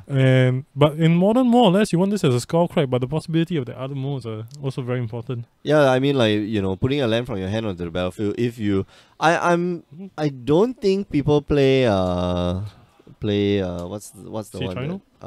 Not Siege Rhino. They don't play this card in Valakut decks, right? Which card? I doubt it. The Ataka's Command. I No, don't think they don't care about live game because, like, usually the breach into like Prime Titan into It's like Valko it's triggers. going to kill you Yeah, anyway. and they have the secondary kill. I mean, they have 2 other kill counts, which is sometimes they play a 1-off and Rakun, and they have the escape shift.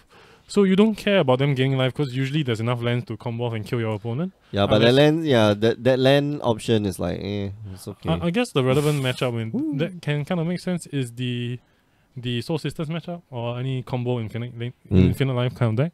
But yeah, thanks Lin. Yes, Traktas is in the side, but we just see. And him we just cast saw it slam on the battlefield. I mean, Traktas is like. Oh no! Now he draws no. Now you draw the lightning bolt. Great. But I think it's not over because he just needs 4 burn and there's not enough clock on the board right now for like a 2-turn clock. So Brian has about 3 turns to draw like 12 points of a burn. That depends. Like if Kiryu does crack, I don't think he'll crack the He probably won't. Windswept Heath. But if he does crack the Windswept Heath, then Brian all he needs is all he needs is so he needs a charm. Boros Charm. Yep. Yeah. That's 6. Yeah, if he cracks it, then he's at 10 life, and that number is a big difference because then he doesn't need that 4th burn, whereas he just needs a charm now if he fetches the land. He just discard. Oh, now you draw the skull. Great. No, this is when you like, start playing the song like, "How did this happen to me?" But 9, Brian here has 9 points of life left. That's 8 on the table, unfortunately. I think that's fine because he doesn't have to crack it, right? yeah, he doesn't have to crack it. But I think it's pretty rough because he basically has 1 turn if Kiryu doesn't like Infernal Titan him. Yeah. And he's really in the combat, so it reduces the amount.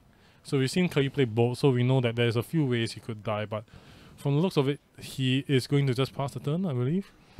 He might try to go for I think it's another. gonna come Primal Command. Yeah, I think he might try the Primal Command because last turn, the Traktas did enter the battlefield, or the 2 turns before the Traktas got there. Yeah. And so Kiryu might just get a little bit surprised here.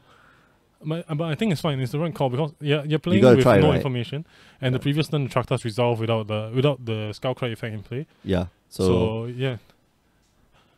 Okay, so deal 3 to you. What is Kiryu doing though? Oh, he's looking for a creature. Yeah. Okay. He could look for another Traktas, and Yeah, I think that's because no matter what, Brian only has this untapped step left to close this game. We're not going to go to game 3. So he needs to draw a 2 mana burn spell. Yep. That's why he needs to draw. It has to be very specific because of and it cannot be. Oh, it can be a green source as well. But he can't fetch a land, right? Yeah, he can't fetch a land right now. That He's means down he needs to to one. draw a bolt. He needs to no. 'Cause He he can only bolt now. No, he can bolt now. Yeah, he can bolt now. Yeah, And that's then right. bolt, and then a 2 mana, basically a 2 mana burn spell. But that does narrow down the choices, especially can- since Brian didn't yeah. fire off the bolt the Yeah, last. if he turn. makes the mistake now, then he won't be able to fetch. So let's just see whether he makes the mistake of like not bolting now, which is Okay, yeah, he does go Yep. for it. Okay, so bolt you in the face. Go down to 5, Yeah, untap. this is the exciting part, right? Oh, and he Oh draws it. wow, double bolt, Wow. and yeah, Brian takes this second game. All right, we've got game 3 Yeah. just by the skin of the teeth. He's at 1 life and manages to bring Caillou down to -1. Awesome. Yeah. I mean, it's not that burn is a low skill cap. It's just it's sort of one dimensional. It's kind of boring. It's okay, yeah. It's one dimensional because okay, I always say that burn is the easiest deck to pick up, but it's the hardest deck to master. Yeah. It really is because your it's linear. It's very linear because you want to get your opponent from 20 life to Yeah. 0 As in fast the as you least, can. in the least number of turns and the least number of cards that you can. Whereas but when you play, Yep. there's a lot of nuances. Like when do you fire off that skull crack? Yeah. When do you fire off the lightning bolt? That last turn, Yeah. It Brian can had be. to play to his outs. He Yeah. knew exactly what he needed to draw. Of course, if he drew, that third lightning bolt, he would have been Yeah. able to fire off all 3 at one go. Yeah. But he was a bit patient. He didn't fire off spells before he got more information. So all these nuances are really, really very important for you to be able to play this game. And it looks like he bought out some Boros charms from the last game, so Yeah. he might want to bring them back in. I think he's on the draw now. Yeah. So I think you don't have to fetch like your shock lands if you can, like the Sacred Foundry and Stomping Grounds. It keeps. Okay. I think on the draw you want to have more. You want to have like decent threats. You want to have Eidolon if you're bringing back them in, Mm-hmm. because you've seen your opponent play Bolt, and it looks like he's using it as a single target removal. So Yeah, I think yeah, it's okay that's to right. have it as a magnet to save some life as well. And you want to keep your 8 Skullcrack effects, your 4 Skullcrack and your 4 And attack yeah, as well. for the Lynch Alice here saying in combo matchup it's quite I don't know what is the It's a- emoji here. Resident Sleeper is quite boring. But against something like Affinity, when you need to play control as well, it can be quite skill intensive. Yeah, I totally agree. Yeah. Like, you might not think of it, but if there's a deck that's more aggressive than you become the control player. Yeah. Like, you have It's supposed to to be step down, back. right? As opposed to like the burn spell, the burn player, and then sometimes your role just has to reverse, like on a dime, on a dime, and I totally agree. I mean, but these things are things you learn about by playing more or reading the famous article, "Who's the Beatdown?" who's the beatdown? And that is a very important article to read if you want to play decent or competitive Magic. I think that's a stepping stone. decent magic. yeah. How about indecent magic? Indecent Magic would be like Hey. playing Blue Tron, where you mind slaver your mind slaver. Oh, your Blue opponent. Tron, Yeah, I hate that deck. Oh. There's another deck that is like, if you play it, I have nothing against you, but now I do because you play that kind of deck. It's terrible. In standard, when the other Emrakul Aeon's Taunt Yeah. was playable, Yep. when somebody took over my turn, I was so tilted. I Oh, was you like, felt so bad, right? Yeah, It's like it's so tilting. It's like wow. you can't even play Magic, and now this guy has your turn, and he's like, And he's "Haha, gonna wreck your I'm gonna turn." wreck your game." Yeah, I mean, like even the old Emrakul, it's like when it comes down, the game is over. But the it's tick, not oppressive. Yeah, but right. the It's tick- not a feel bad card. yeah, but the take over your control of your turn Emrakul doesn't end the game. You can have a chance to come back, so you have to struggle. That's the worst part. Yeah. Like there's a chance you'll win, so you gotta keep playing. So yeah, I really dislike that deck. I mean, I dislike decks that do that kind of effects. Is Stone Rain in Modern? No, right. It's Uh, Rain of Tears, right? no, it's not Stone- Rain of Tears. Stone right? Rain is in Modern. Oh, It was printed in Modern Master 3, I believe, 17. okay. You can 3 check mana. the legality. Yeah, together. let's check. But I think if you're playing the prison decks and the landy decks, you prefer boom bust if you can. Oh yeah. Even though they have changed the ruling and you can no longer cheat the both boom sides bust into it. hand, yeah. Yeah. Destroy target land. Boom. Stone Rain. Printed in 9th edition. Yeah, It was also printed in. the most Was it recent was the Masters? Kamigawa. I mean, Let's see. from the looks of it. Oh Champions yeah, Kamigawa? that's the one that I saw Kyu take out. Oh, I love the art. Yeah, I love the art. So nice. Really, really very good. Oh, Stone Rain, but they're in a pit. What does it say? Soldiers often blocked off The steep the mountain steep passes. mountain passes to ambush enemy troops in western and central China. Damn. It's kind of grim though. Like everybody's like, you know. Everybody's just there like I'm going to die now. Yeah. If I can afford a damnation, sorry, we're off topic of the stream, but if I can Yeah. afford a damnation player, I would love it because you can see the tiny people floating into the black hole, and they're like, What's that? Oh, Damnation. yeah, Really? if you look at the art, you can see tiny people floating into the hole. It's really nice. Dude, we go off topic all the time. What are you talking about? Yeah. Like, It's been a while since I streamed, so you know. so can you yeah, see, yeah, like, the tiny yeah. people Oh, those are floating? people. Yeah, Those are actually people. it's not like rough, where it's just like a blinding sun. I This is thought like that a- was just like soil It's not and debris, like man. It's people. You can see their oh. hands out like that. Help! Yeah. Help me! Help me! But yeah, I love Damnation's art. It's just so simple, and you can see the people like, you know, disappearing into the hole of doom. That's just like, it's Day of Judgment. Yeah. But this is like, Sorry, not Day of Judgment. Sorry, Wrath of God. It's Yeah. just Wrath of God, right? Wrath of God has art just. but Wrath of exactly God doesn't like have tiny people floating into the like hole of doom. I think. I don't know. Let's go through all the art. Oh gosh, Okay, we can. I like this one. I think the newest one was the Mono Masters. Nope. So this one is like all dead people. Oh yeah, Yeah, I mean, yeah, I you- mean, there's a guy being disintegrated, but it's not the This, same. this As, is like the Terminator 2 scene, like right at the beginning of the movie, or Ah. right at the halfway point in the movie where like Sarah Connor, she just looks out. that's true, but it's more up close. I like the animation because it's like tiny people. Like you can imagine the tiny screams. Kyu leading off. Oh, Huntsman. Yeah, Hunt Master of the Yes. Fells here. And That card is so good. I remember it being such a staple back then.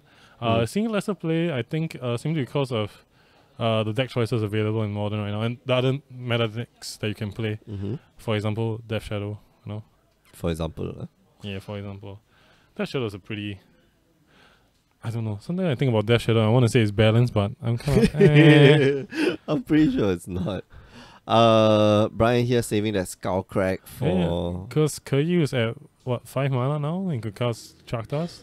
Yeah, he's gonna pass the turn, and I think Brian's got something to say about that.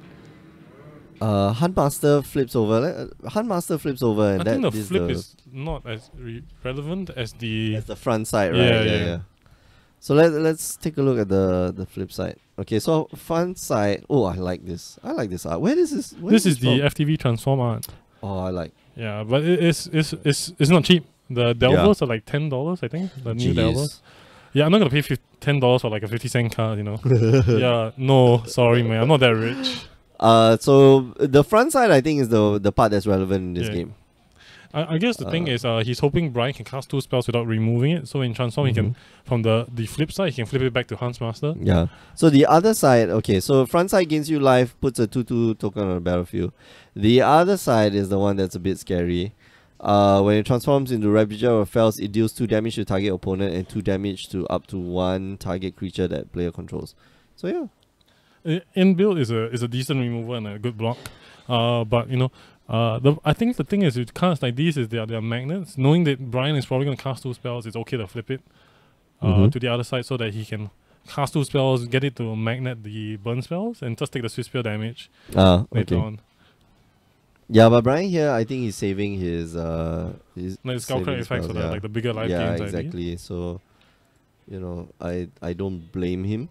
Yeah, I think it's the it's- correct move because 2 life as compared to Chakta's 4 life gain, or is it 3 life gain? I think those are more relevant. Yeah. In the long run. So yeah, just take the damage from Huntmaster. That's I remember being used to complain about the number of Tron matchups we used to feature, but now all I see is burn. I'm not sure what's Okay. happening, man. So Upkeep, I think Upkeep is gonna do something about this. But he Upkeep- can't respond to the flip, right? No, he can't respond to the flip, but he can respond to the enter the battlefield trigger. Oh, but he doesn't. He chooses not to. Maybe he feels the 2 life is lesser than what he can get. Like the value of the Skullcrack. Yeah, especially, thinking about Primal Command.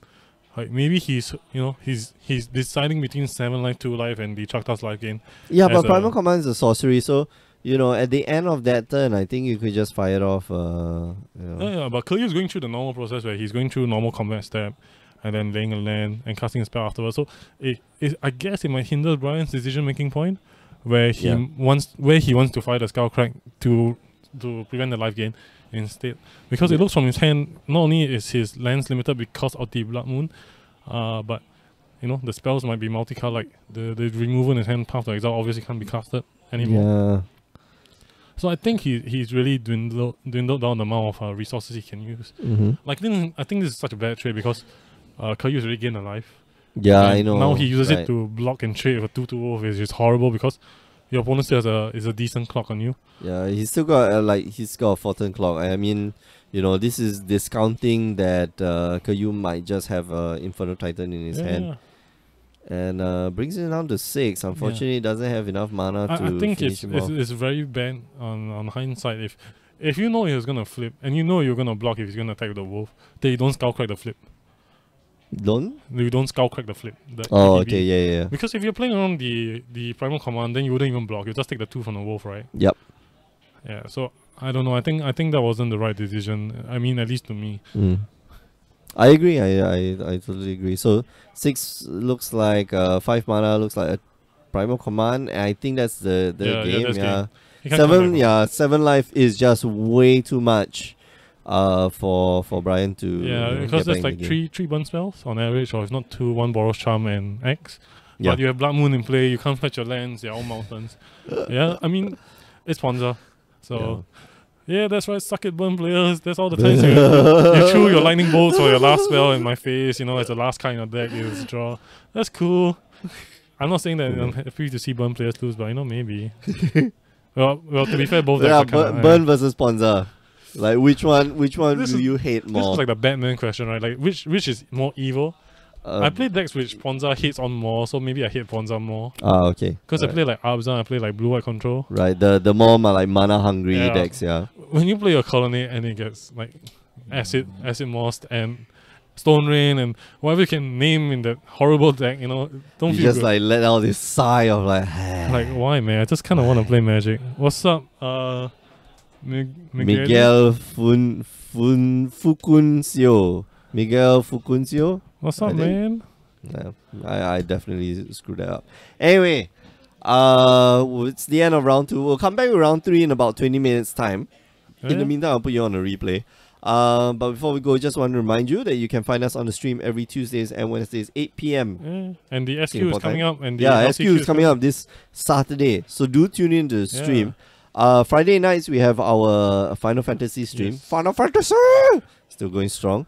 And remember, if you miss it all, it's okay. Just It's go on down YouTube. youtube.com/GreyOgreGames.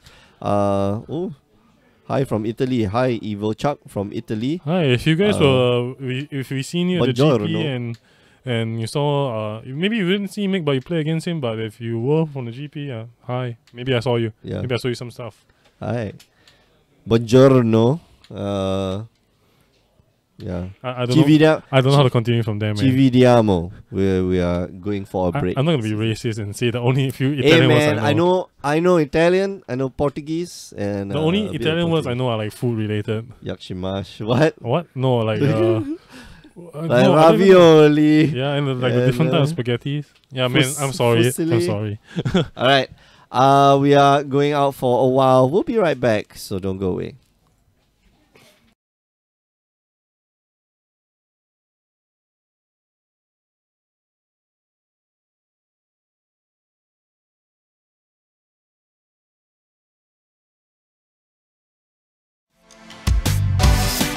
Start your journey on the Grey Ogre Games Invitational for 2017.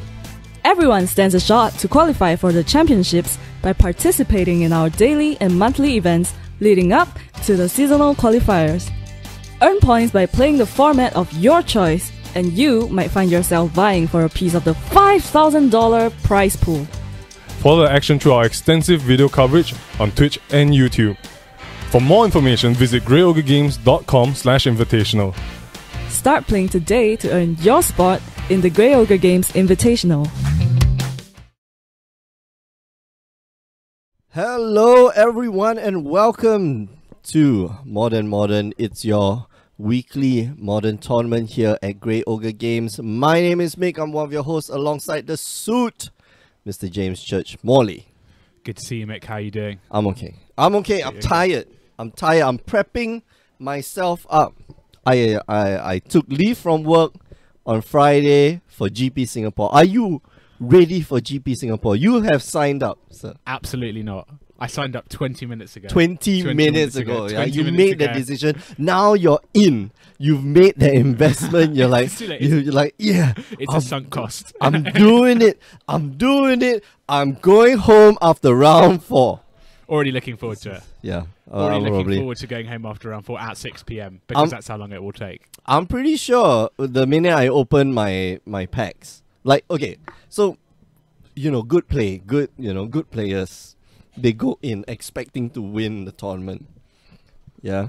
You have to have that mentality. You have to go in and say, yeah, I'm gonna slay this. I'm gonna go 15-0, and then I'm gonna go undefeated in the top 8. I'm gonna draft the best deck, and just slay the competition. Me, on the other hand, I'm probably gonna wake up late. I'm not gonna make it there on time. I'm gonna get one round loss or one. And It's not good luck for you. Yeah. That's not ideal. Yeah, but it's okay. I paid $120 for like 6 packs. That's like It's only the $20 best. a pack. Yeah. It's only $20 a pack. Yeah, which exactly. is good It's- value. Yeah, exactly. So Good value. Frozen Frog saying hi Joshua, hi Klein, DXEX1. And we're watching the match here between Sheikh Amiruddin on the left and Jose on the right. Sheikh, I used to think he played Merfolk, but now he's not. That's not Sheikh. Sheikh doesn't play this deck. I don't know. Apparently he does. Yeah.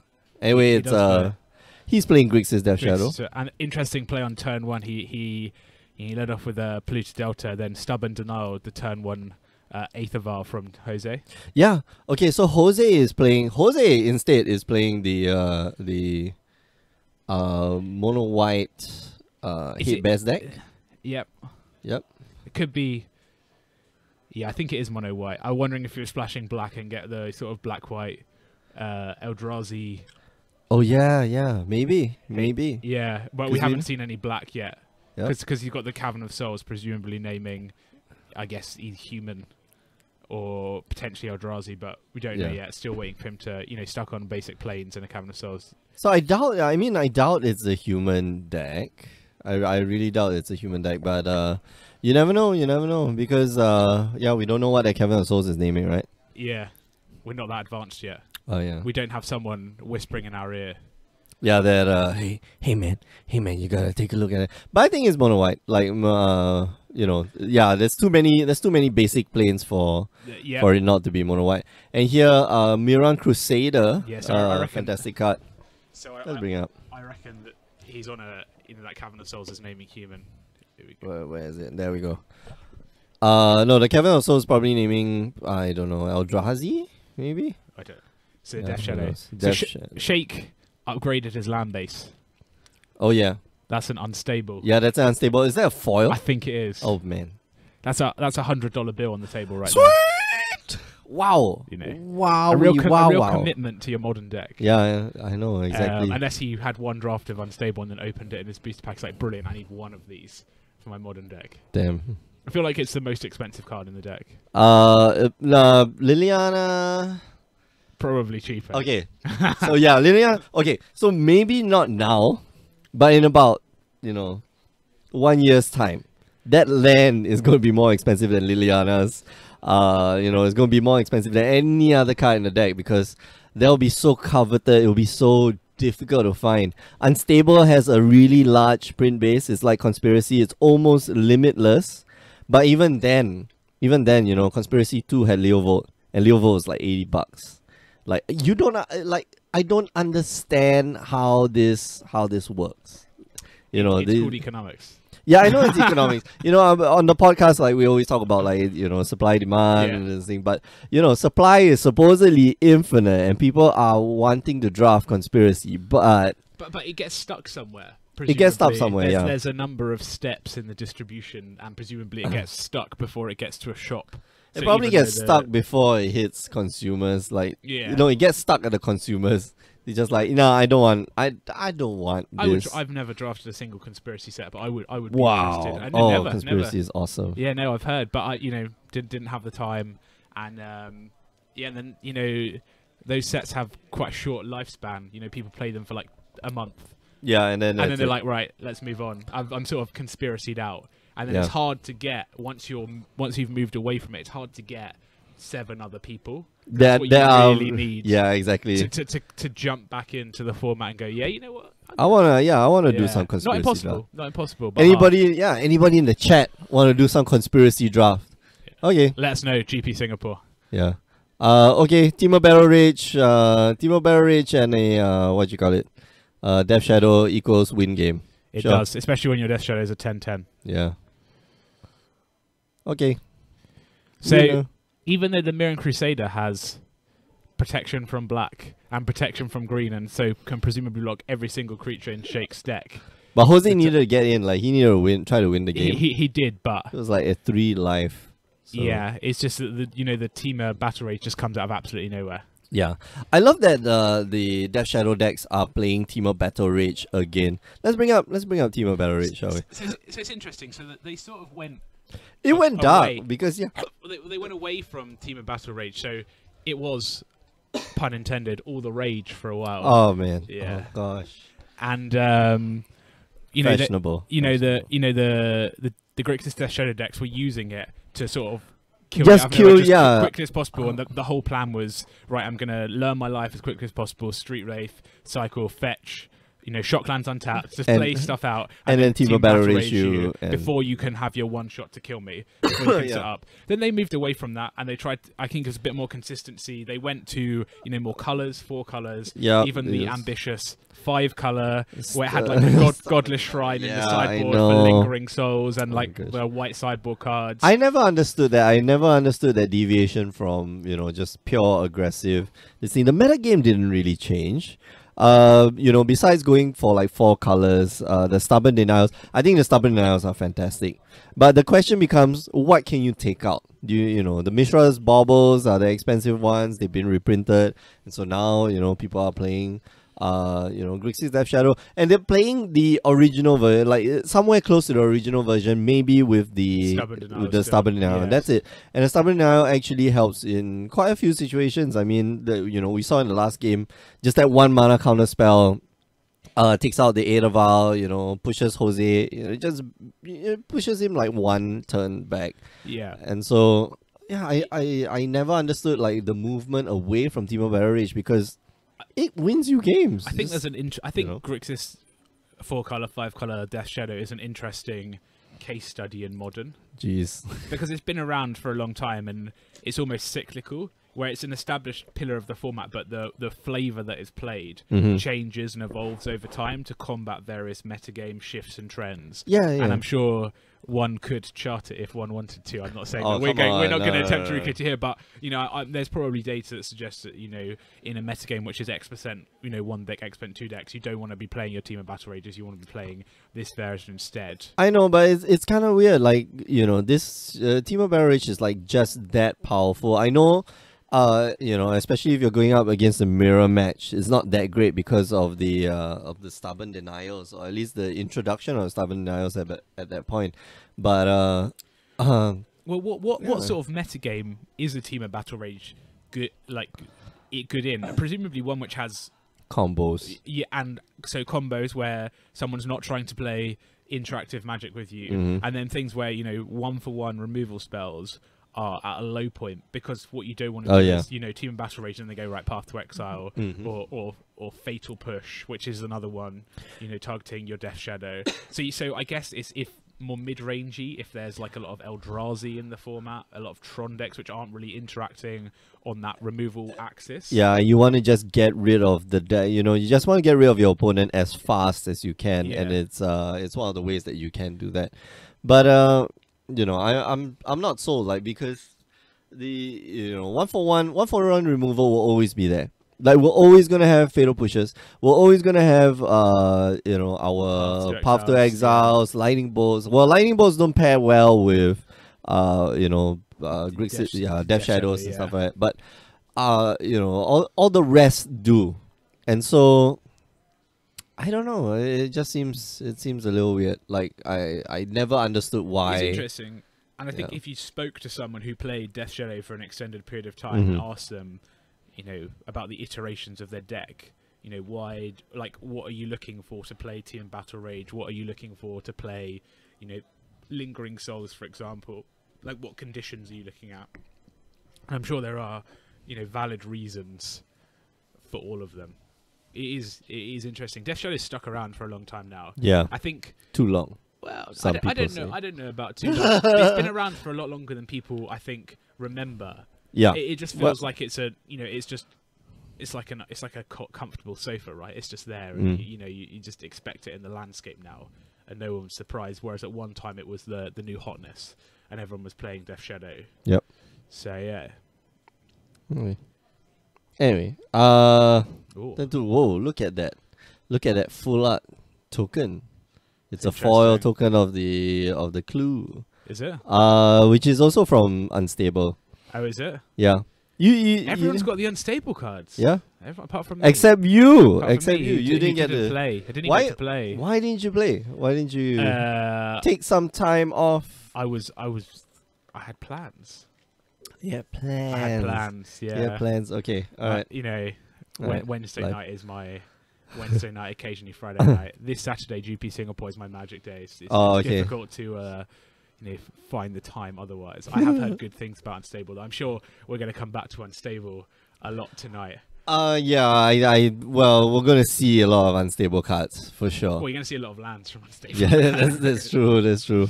Jose, why haven't you upgraded your land base, man? Like, those basic planes. Foil planes, I think they're like the... Are those the... Are they like the ones they gave out in Dragon's Maze pre-release? No, they're not. But they're all foil matching. But I mean, that's pretty nice. That's dedication. Yeah. That's trying to find. Well, our resident aggro expert Frozen Frog 00 says started off with Suicide Zoo. That's actually true. Yeah, Suicide Zoo was the first deck that had what you call it?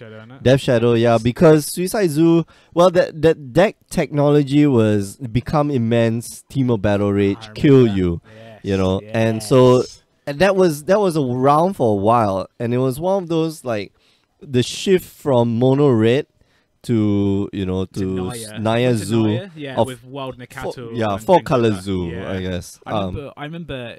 I think it was Josh Atterlayton or some of the Channel Fireball guys playing it in a GP a long time ago, and that was I think that was the first time I saw it, and then they moved on to the Death Shadow.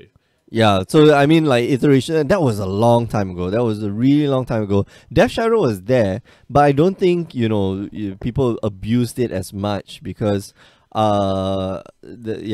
aggressive decks were, lightning bolts was still a thing.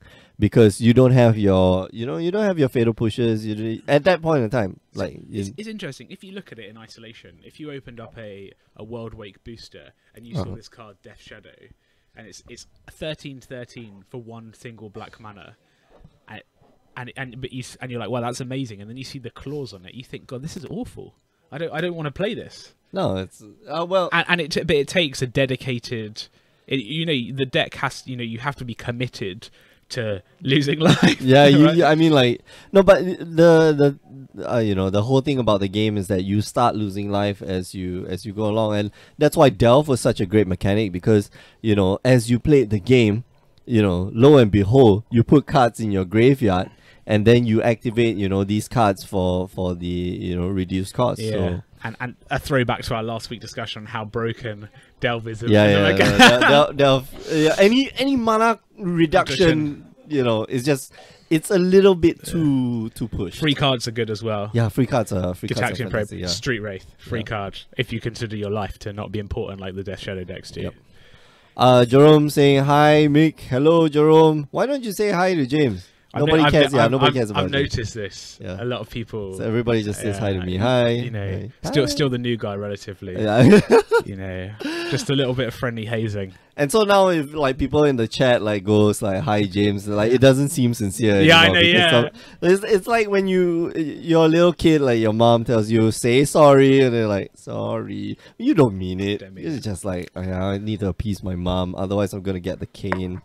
Cane. Yeah. Oh, you grew up in a British family, you know. We grew up in like hardcore Asian family with our, you know, hard knocks principles and life lessons. I'm almost certain that's not true. Jeffrey is on the stream. Or Jeffrey's in the chat group. Every time I play Death Shadow, I regret playing it. But you still win. Why? How come? You're so good. Yeah. Jeffrey. What a cross to bear. Yeah, exactly, you know, being so good, so tortured. What an artist! What the Van Gogh? You know, I'm so tortured by my talent. I can't. Yeah, I hate playing this Death Shadow deck, but I'm winning games. I regret playing it, but I'm winning. Yeah, my life is so hard. I will never be that good at Magic. He is. Jeffrey is. Yeah, Jeffrey just picks up a deck and just wins. He is many times better than I am at Magic. Yeah. Many times. I think many times better than a lot of us. I mean, but you know, we're starting to see a growth of competitive players here with the invitationals, and it's coming right up. Like this is the last month you can get into the invitationals, but it's going to be it's going to be tough. You got to fight. And there's last chance qualifiers as well. There's you know, at the end of the month, when is the invitationals? 21st of January, I think. Is that when it is? Yeah, I'm looking forward to it. Yeah, I obviously won't be playing in it. Yeah, I mean, like we'll probably be casting, or like at least a group of us will be casting. I think that will be the first time we will try to rotate casters, because it's going to be a long day. 10 rounds of play in one day. Wow. Yeah, so you know, get ready for that. I'll put on my suit. Put on a tie. And Kelvin Chen saying hello, what's up, Kelvin? Yeah, I haven't seen you in a while. Like you know, life getting in your way. You know, just tell your wife, just, you know, relax, calm down. That's not how it works. No, it's not. I don't know. I'm not married. I'm like, I don't even have a girlfriend that I have to you know, convince, like, hey man, I want babe, I want some like play time, you know, some me time. You and your stupid cardboard. It's like, yeah. So, I imagine that's the response.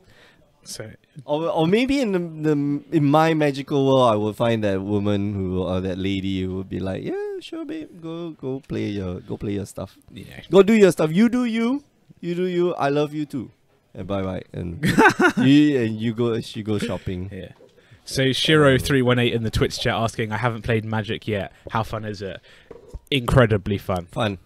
Very fun. Very full fun. Stop. Yeah. You can tell from the sound of our voices how excited we are to so, talk about it. So no, fun. It is really good. You know, I've played you know, a lot of card games, and this is the one that stuck with me. Played a lot of games, and I think, you know, you have phases where you're like, oh, I'm really into this. I really like playing. Like, I want to play FIFA for a while, or I want to play this, but I always come back to Magic. Like, yeah, it's just so captivating. That's one of the things. Like, you know, some of us have like a dry spell. I think a dry spell that you know, we just get tired of the game. You know, there's too much rotations. But then what I love about this game is that I haven't played Commander in such a long time, and the other day I just made a new deck, and out of the box, like the first try that I did fantastic. I just wanted to keep playing Commander, you know, not just with that deck, but I just wanted to keep playing Commander over and over and over again. And then, you know, you go back to, oh, okay, there are other formats that you want to play in Magic itself, and sometimes you just, you know, grow out of Magic for a while, and then you come back. Like, I don't understand like why we do this. This game costs money. This game costs time. Sometimes relationships. We get into fights, you know, bruised egos. You know, but yeah, this game is it's good. And sure, if you haven't played, you should definitely check out Duels. Well, Duels of Planeswalkers. Duels of the Planeswalkers. But I was going to say, it's coming out Arena. just go to your local gaming store. Go onto the Wizards of the Coast website and search for Magic the Gathering, and just find a local store and just honestly go in and say, look, I haven't played, but I want to learn how to play, and I'm sure they'll be happy. They'll be happy to teach you. And you start off simple. You start off, just understanding the basics, and before you know it, you're playing Modern, which is one of the 3 or 4 main formats of the game, which comprise a lot of older cards, 10, 15 years old, that people have collected over time. But it's you can have as much or as little as you want. If you want to play super casually, you can do that. If you want to be a super competitive guy, you can do that. There's an avenue for.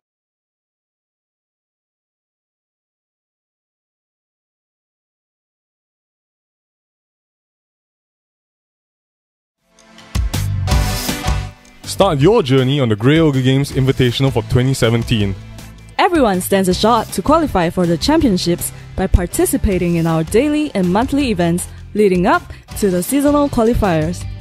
Earn points by playing the format of your choice, and you might find yourself vying for a piece of the $5,000 prize pool. Follow the action through our extensive video coverage on Twitch and YouTube. For more information, visit greyogregames.com/invitational. Start playing today to earn your spot in the Grey Ogre Games Invitational.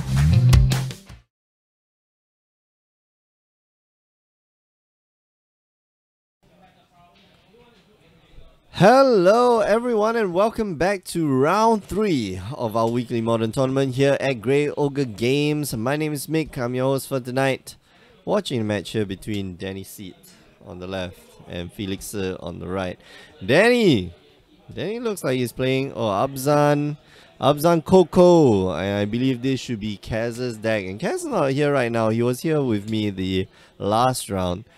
And Felix playing some looks like he's playing Valakut. Something Valakut. Should be Titan Valakut. Valakut Titan? I forget. I don't know how the naming convention is. Thoughtseize here.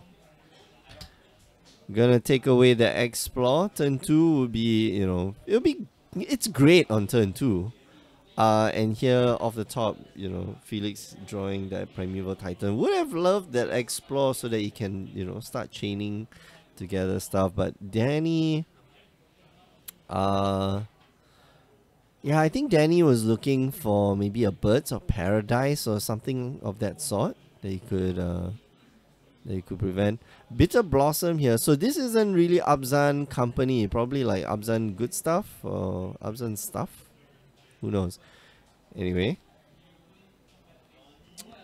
Bitter Blossom on turn 2. That's pretty good. That's gonna set a clock. It is. So Felix here deciding, what should I do?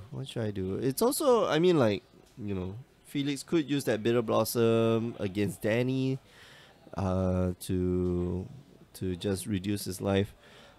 Joe ST Jost 42 says it's Titan Shift. Yeah, that's why it's called Titan Shift.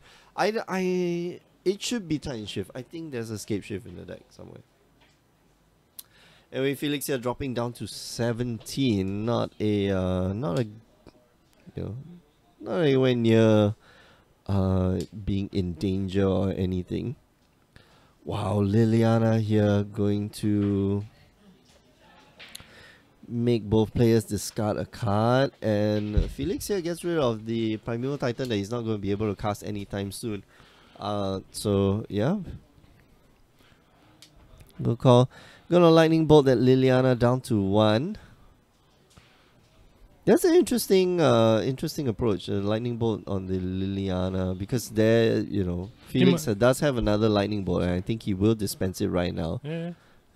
I think that the card advantage that he loses from having the Liliana in play is quite a lot, because even if he discards a land that's like slowly building up to Through the Breach. Yeah, exactly. So he needs that extra land. So Thoughtseize here sees nothing, and. Yeah, I thought Danny should have just slammed the other Liliana. I think there's a misplay, because if 4 lands, you know, that I don't think there's much that Felix can play to get rid of the second Liliana. Yeah, I know, right? Like, I mean, like, there's no way that you know, your opponent just has double Valakut at this point, so Yeah.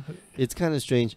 Oh, I guess maybe Search he was for playing around like lay a land through the Breach Prime Titan, but that's like quite a Yeah, no, I think that's valid. I think that's but I valid. think that's a spectacular amount of odds you're playing around, right? Especially after you remove one Titan from his hand. And you saw him drop the Titan into the graveyard already. Yeah. It has to be like a specific 3 cards that he loses to not slam the Liliana after like having your opponent commit 2 lightning bolts to like kill the Liliana. Yeah, that's true.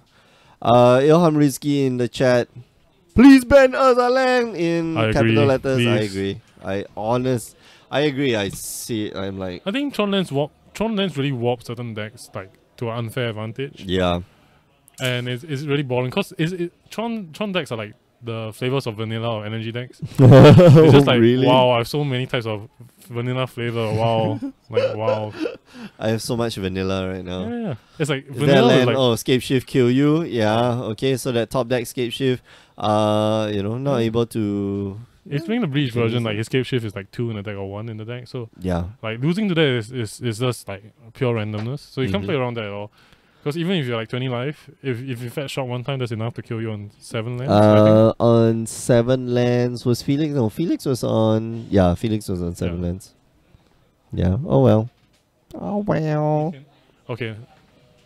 You can only see one number there. Yeah. Okay. So we're gonna adjust the live counter right now. Just push to the side a little bit. Anyway, hope you guys are enjoying yourselves. How are you tonight? It's a Wednesday night, and some of you are in Italy, so it's a Wednesday afternoon, and some of you are in Merca in Brazil. So, good morning. Yeah, Cass, put the poster back. Find better glue. Glue.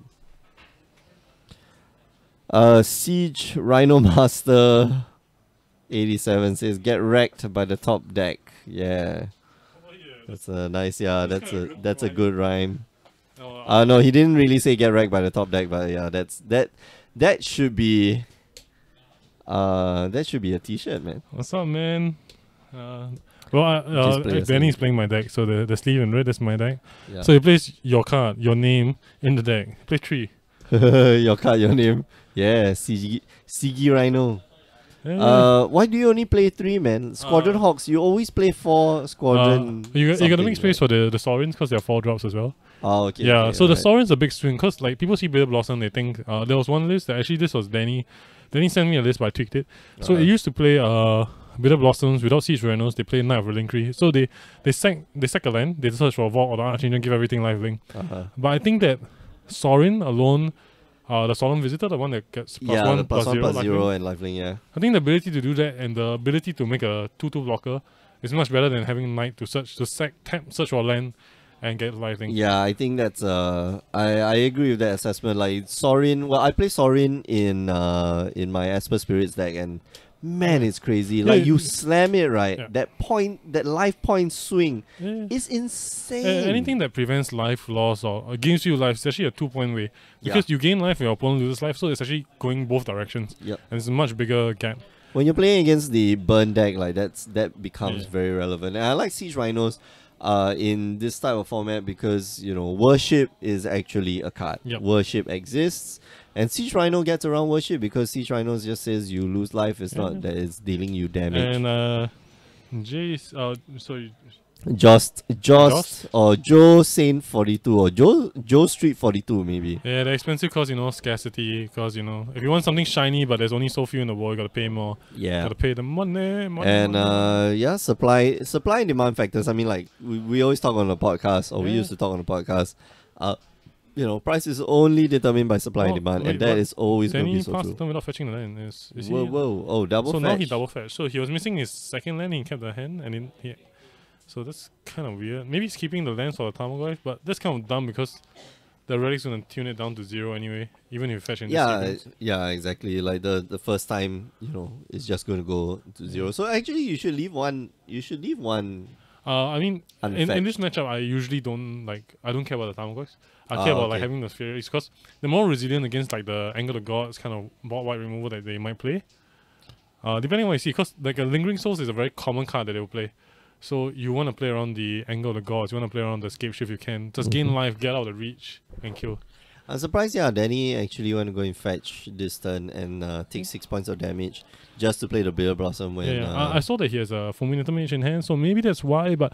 He was why hoping not? to draw Yeah, that third land. Yeah, maybe. So, but I think that's mathematically that makes sense, but I think that you take a lot more damage if you're playing Bitter Blossom without like Sorin or the Siege Rhino in your hand. Oh, yeah. And you're clocking yourself when your opponent has a possibility of like... Just suddenly, bursting, has that burst damage. Because you haven't seen if he plays the Siemens Spirit Guide version, and you don't want him to like run 2 out in his hand through the breach you and just kill you on the spot in some weird manner. Alright, so Thought Seize first. Probably gonna take the Prime Time. I think, I would take, oh no, you can't take the Obstinate Barlow. Yeah. I take the Prime Time first. Just take a Prime Time. So, yeah. You don't, you just... Damn poster. Oh wow, he takes the... Yeah, we gotta find like better... Yeah, it's okay, we'll get it later. Stuff. So what did he take? I can't see it from here. He took the Escape Shift.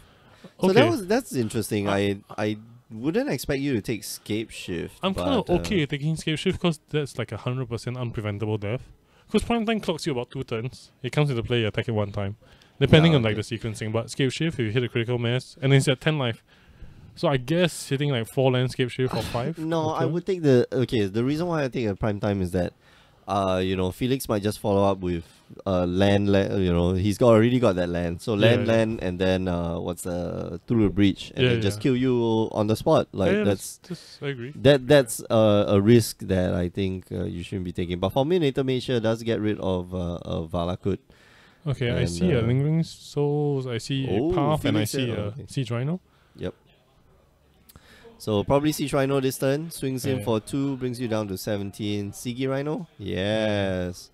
Oh, you made an appearance, man. Siege Rhino. Siege Rhino Master 87. Hey, how many Blossoms is Abzan playing? In my deck, I'm playing 3. You're playing 3. The reason why 3 though? Yeah. Bitter Blossom is a good card, but in a blind, like in a game 1 blind, if you're playing a GP, there's quite a fair bit of burn. There's quite a bit of like aggressive deck. Yeah. So like Bitter Blossom is good against Affinity because if he's kept a relatively okay hand, like not the best hand he can have, Bitter Blossom gives you a lot of charm blockers. It usually trades out even with your Cranial you Plating. got 1. Yeah, you've got basically you take 1 damage out of that. But when there's so many players playing burn, you expect about 20% playing burn. You don't want to play 4 because drawing 2 of them in your opening hand is pretty bad. Even if you're on the blind, even if he's not playing burn, I think 2 Bitter Blossom is very bad. Okay. Yeah. All right. I can see that. Does Danny here have lethal though? So if he draws a Sorin, it's instant lethal. So that's the one way he can win next turn on flat. So it's 1, 2, 3, 4, 5, 6, 7, 8, 9, 10. So not lethal enough. So the reason why I picked up this deck is because, well, it's a casual kind of Wednesday night deck. If you're playing against Jun, the token bodies are very, very powerful. Oh yeah. I mean, like, Jun has no way of getting... I mean, Jun has some ways of getting rid of Bitter Blossom. But then the question comes down to, do you Maelstrom Pulse the generator or do you Maelstrom Pulse the tokens? Because you Maelstrom Pulse the tokens, but you also have, what's that 2 mana? Abrupt Decay, to get rid of the Bitter Blossoms. My main concern will probably be the Siege Rhinos because Siege Rhino Master. Have the list is sort of my own list, so maybe you can drop me a message. Actually, you can drop the Grey Ogre Facebook just drop page, Grey Ogre message, Facebook page, and I'll reply you with my list. Facebook.com/Grey Ogre Games. The Grey is with an E, and I keep telling Mark to get the A as well, but yeah.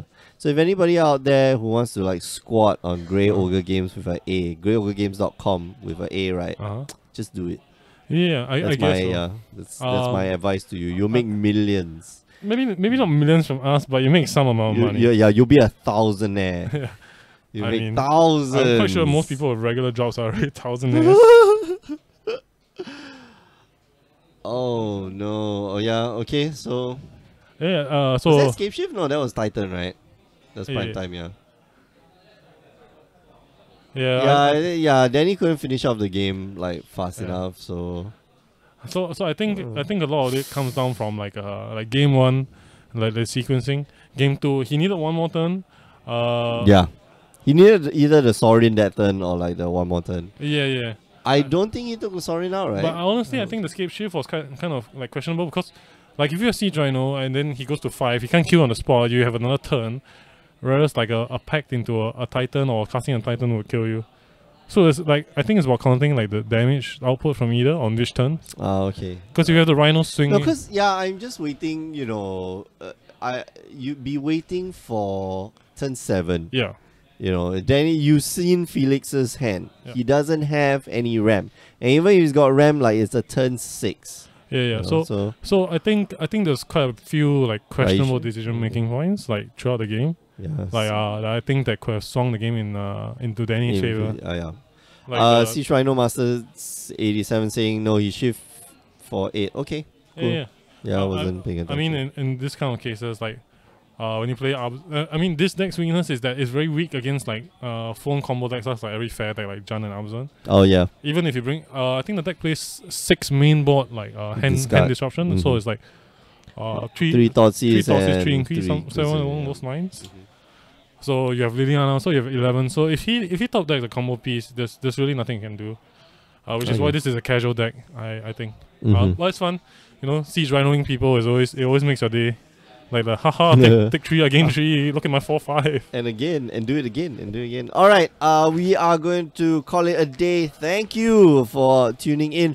Remember this weekend, we've got our final, not LCQ, our final seasonal qualifier. That's it. Yes. That's the 3rd seasonal qualifier. That will cement a total of 14 people into the tournament. We'll have our champion and runner-up. We'll have the top 6 players. Yep. Then we'll also have the under 21s. And we'll also have the new player of the year, the rookie of the year. Player of the year. God damn it, I play like a new player. Yeah, you always play like a new. Every year you are the new player. The rookie. So join us on Saturday, twitch.tv/GreyOgreGames. The last SQ I heard is standard? Gonna be standard. The vanilla. Bring like batteries that you need charging, man. All the energies. Vanilla. Alright. If you miss that tournament or any of our streams, it's okay. Just go on down to youtube.com/GreyOgreGames. If you want to find out more about the invitationals, just go on down to GreyOgreGames.com. Alright. We're calling it a night. Thanks for watching. And we'll see you guys next time. Bye-bye. Bye, man.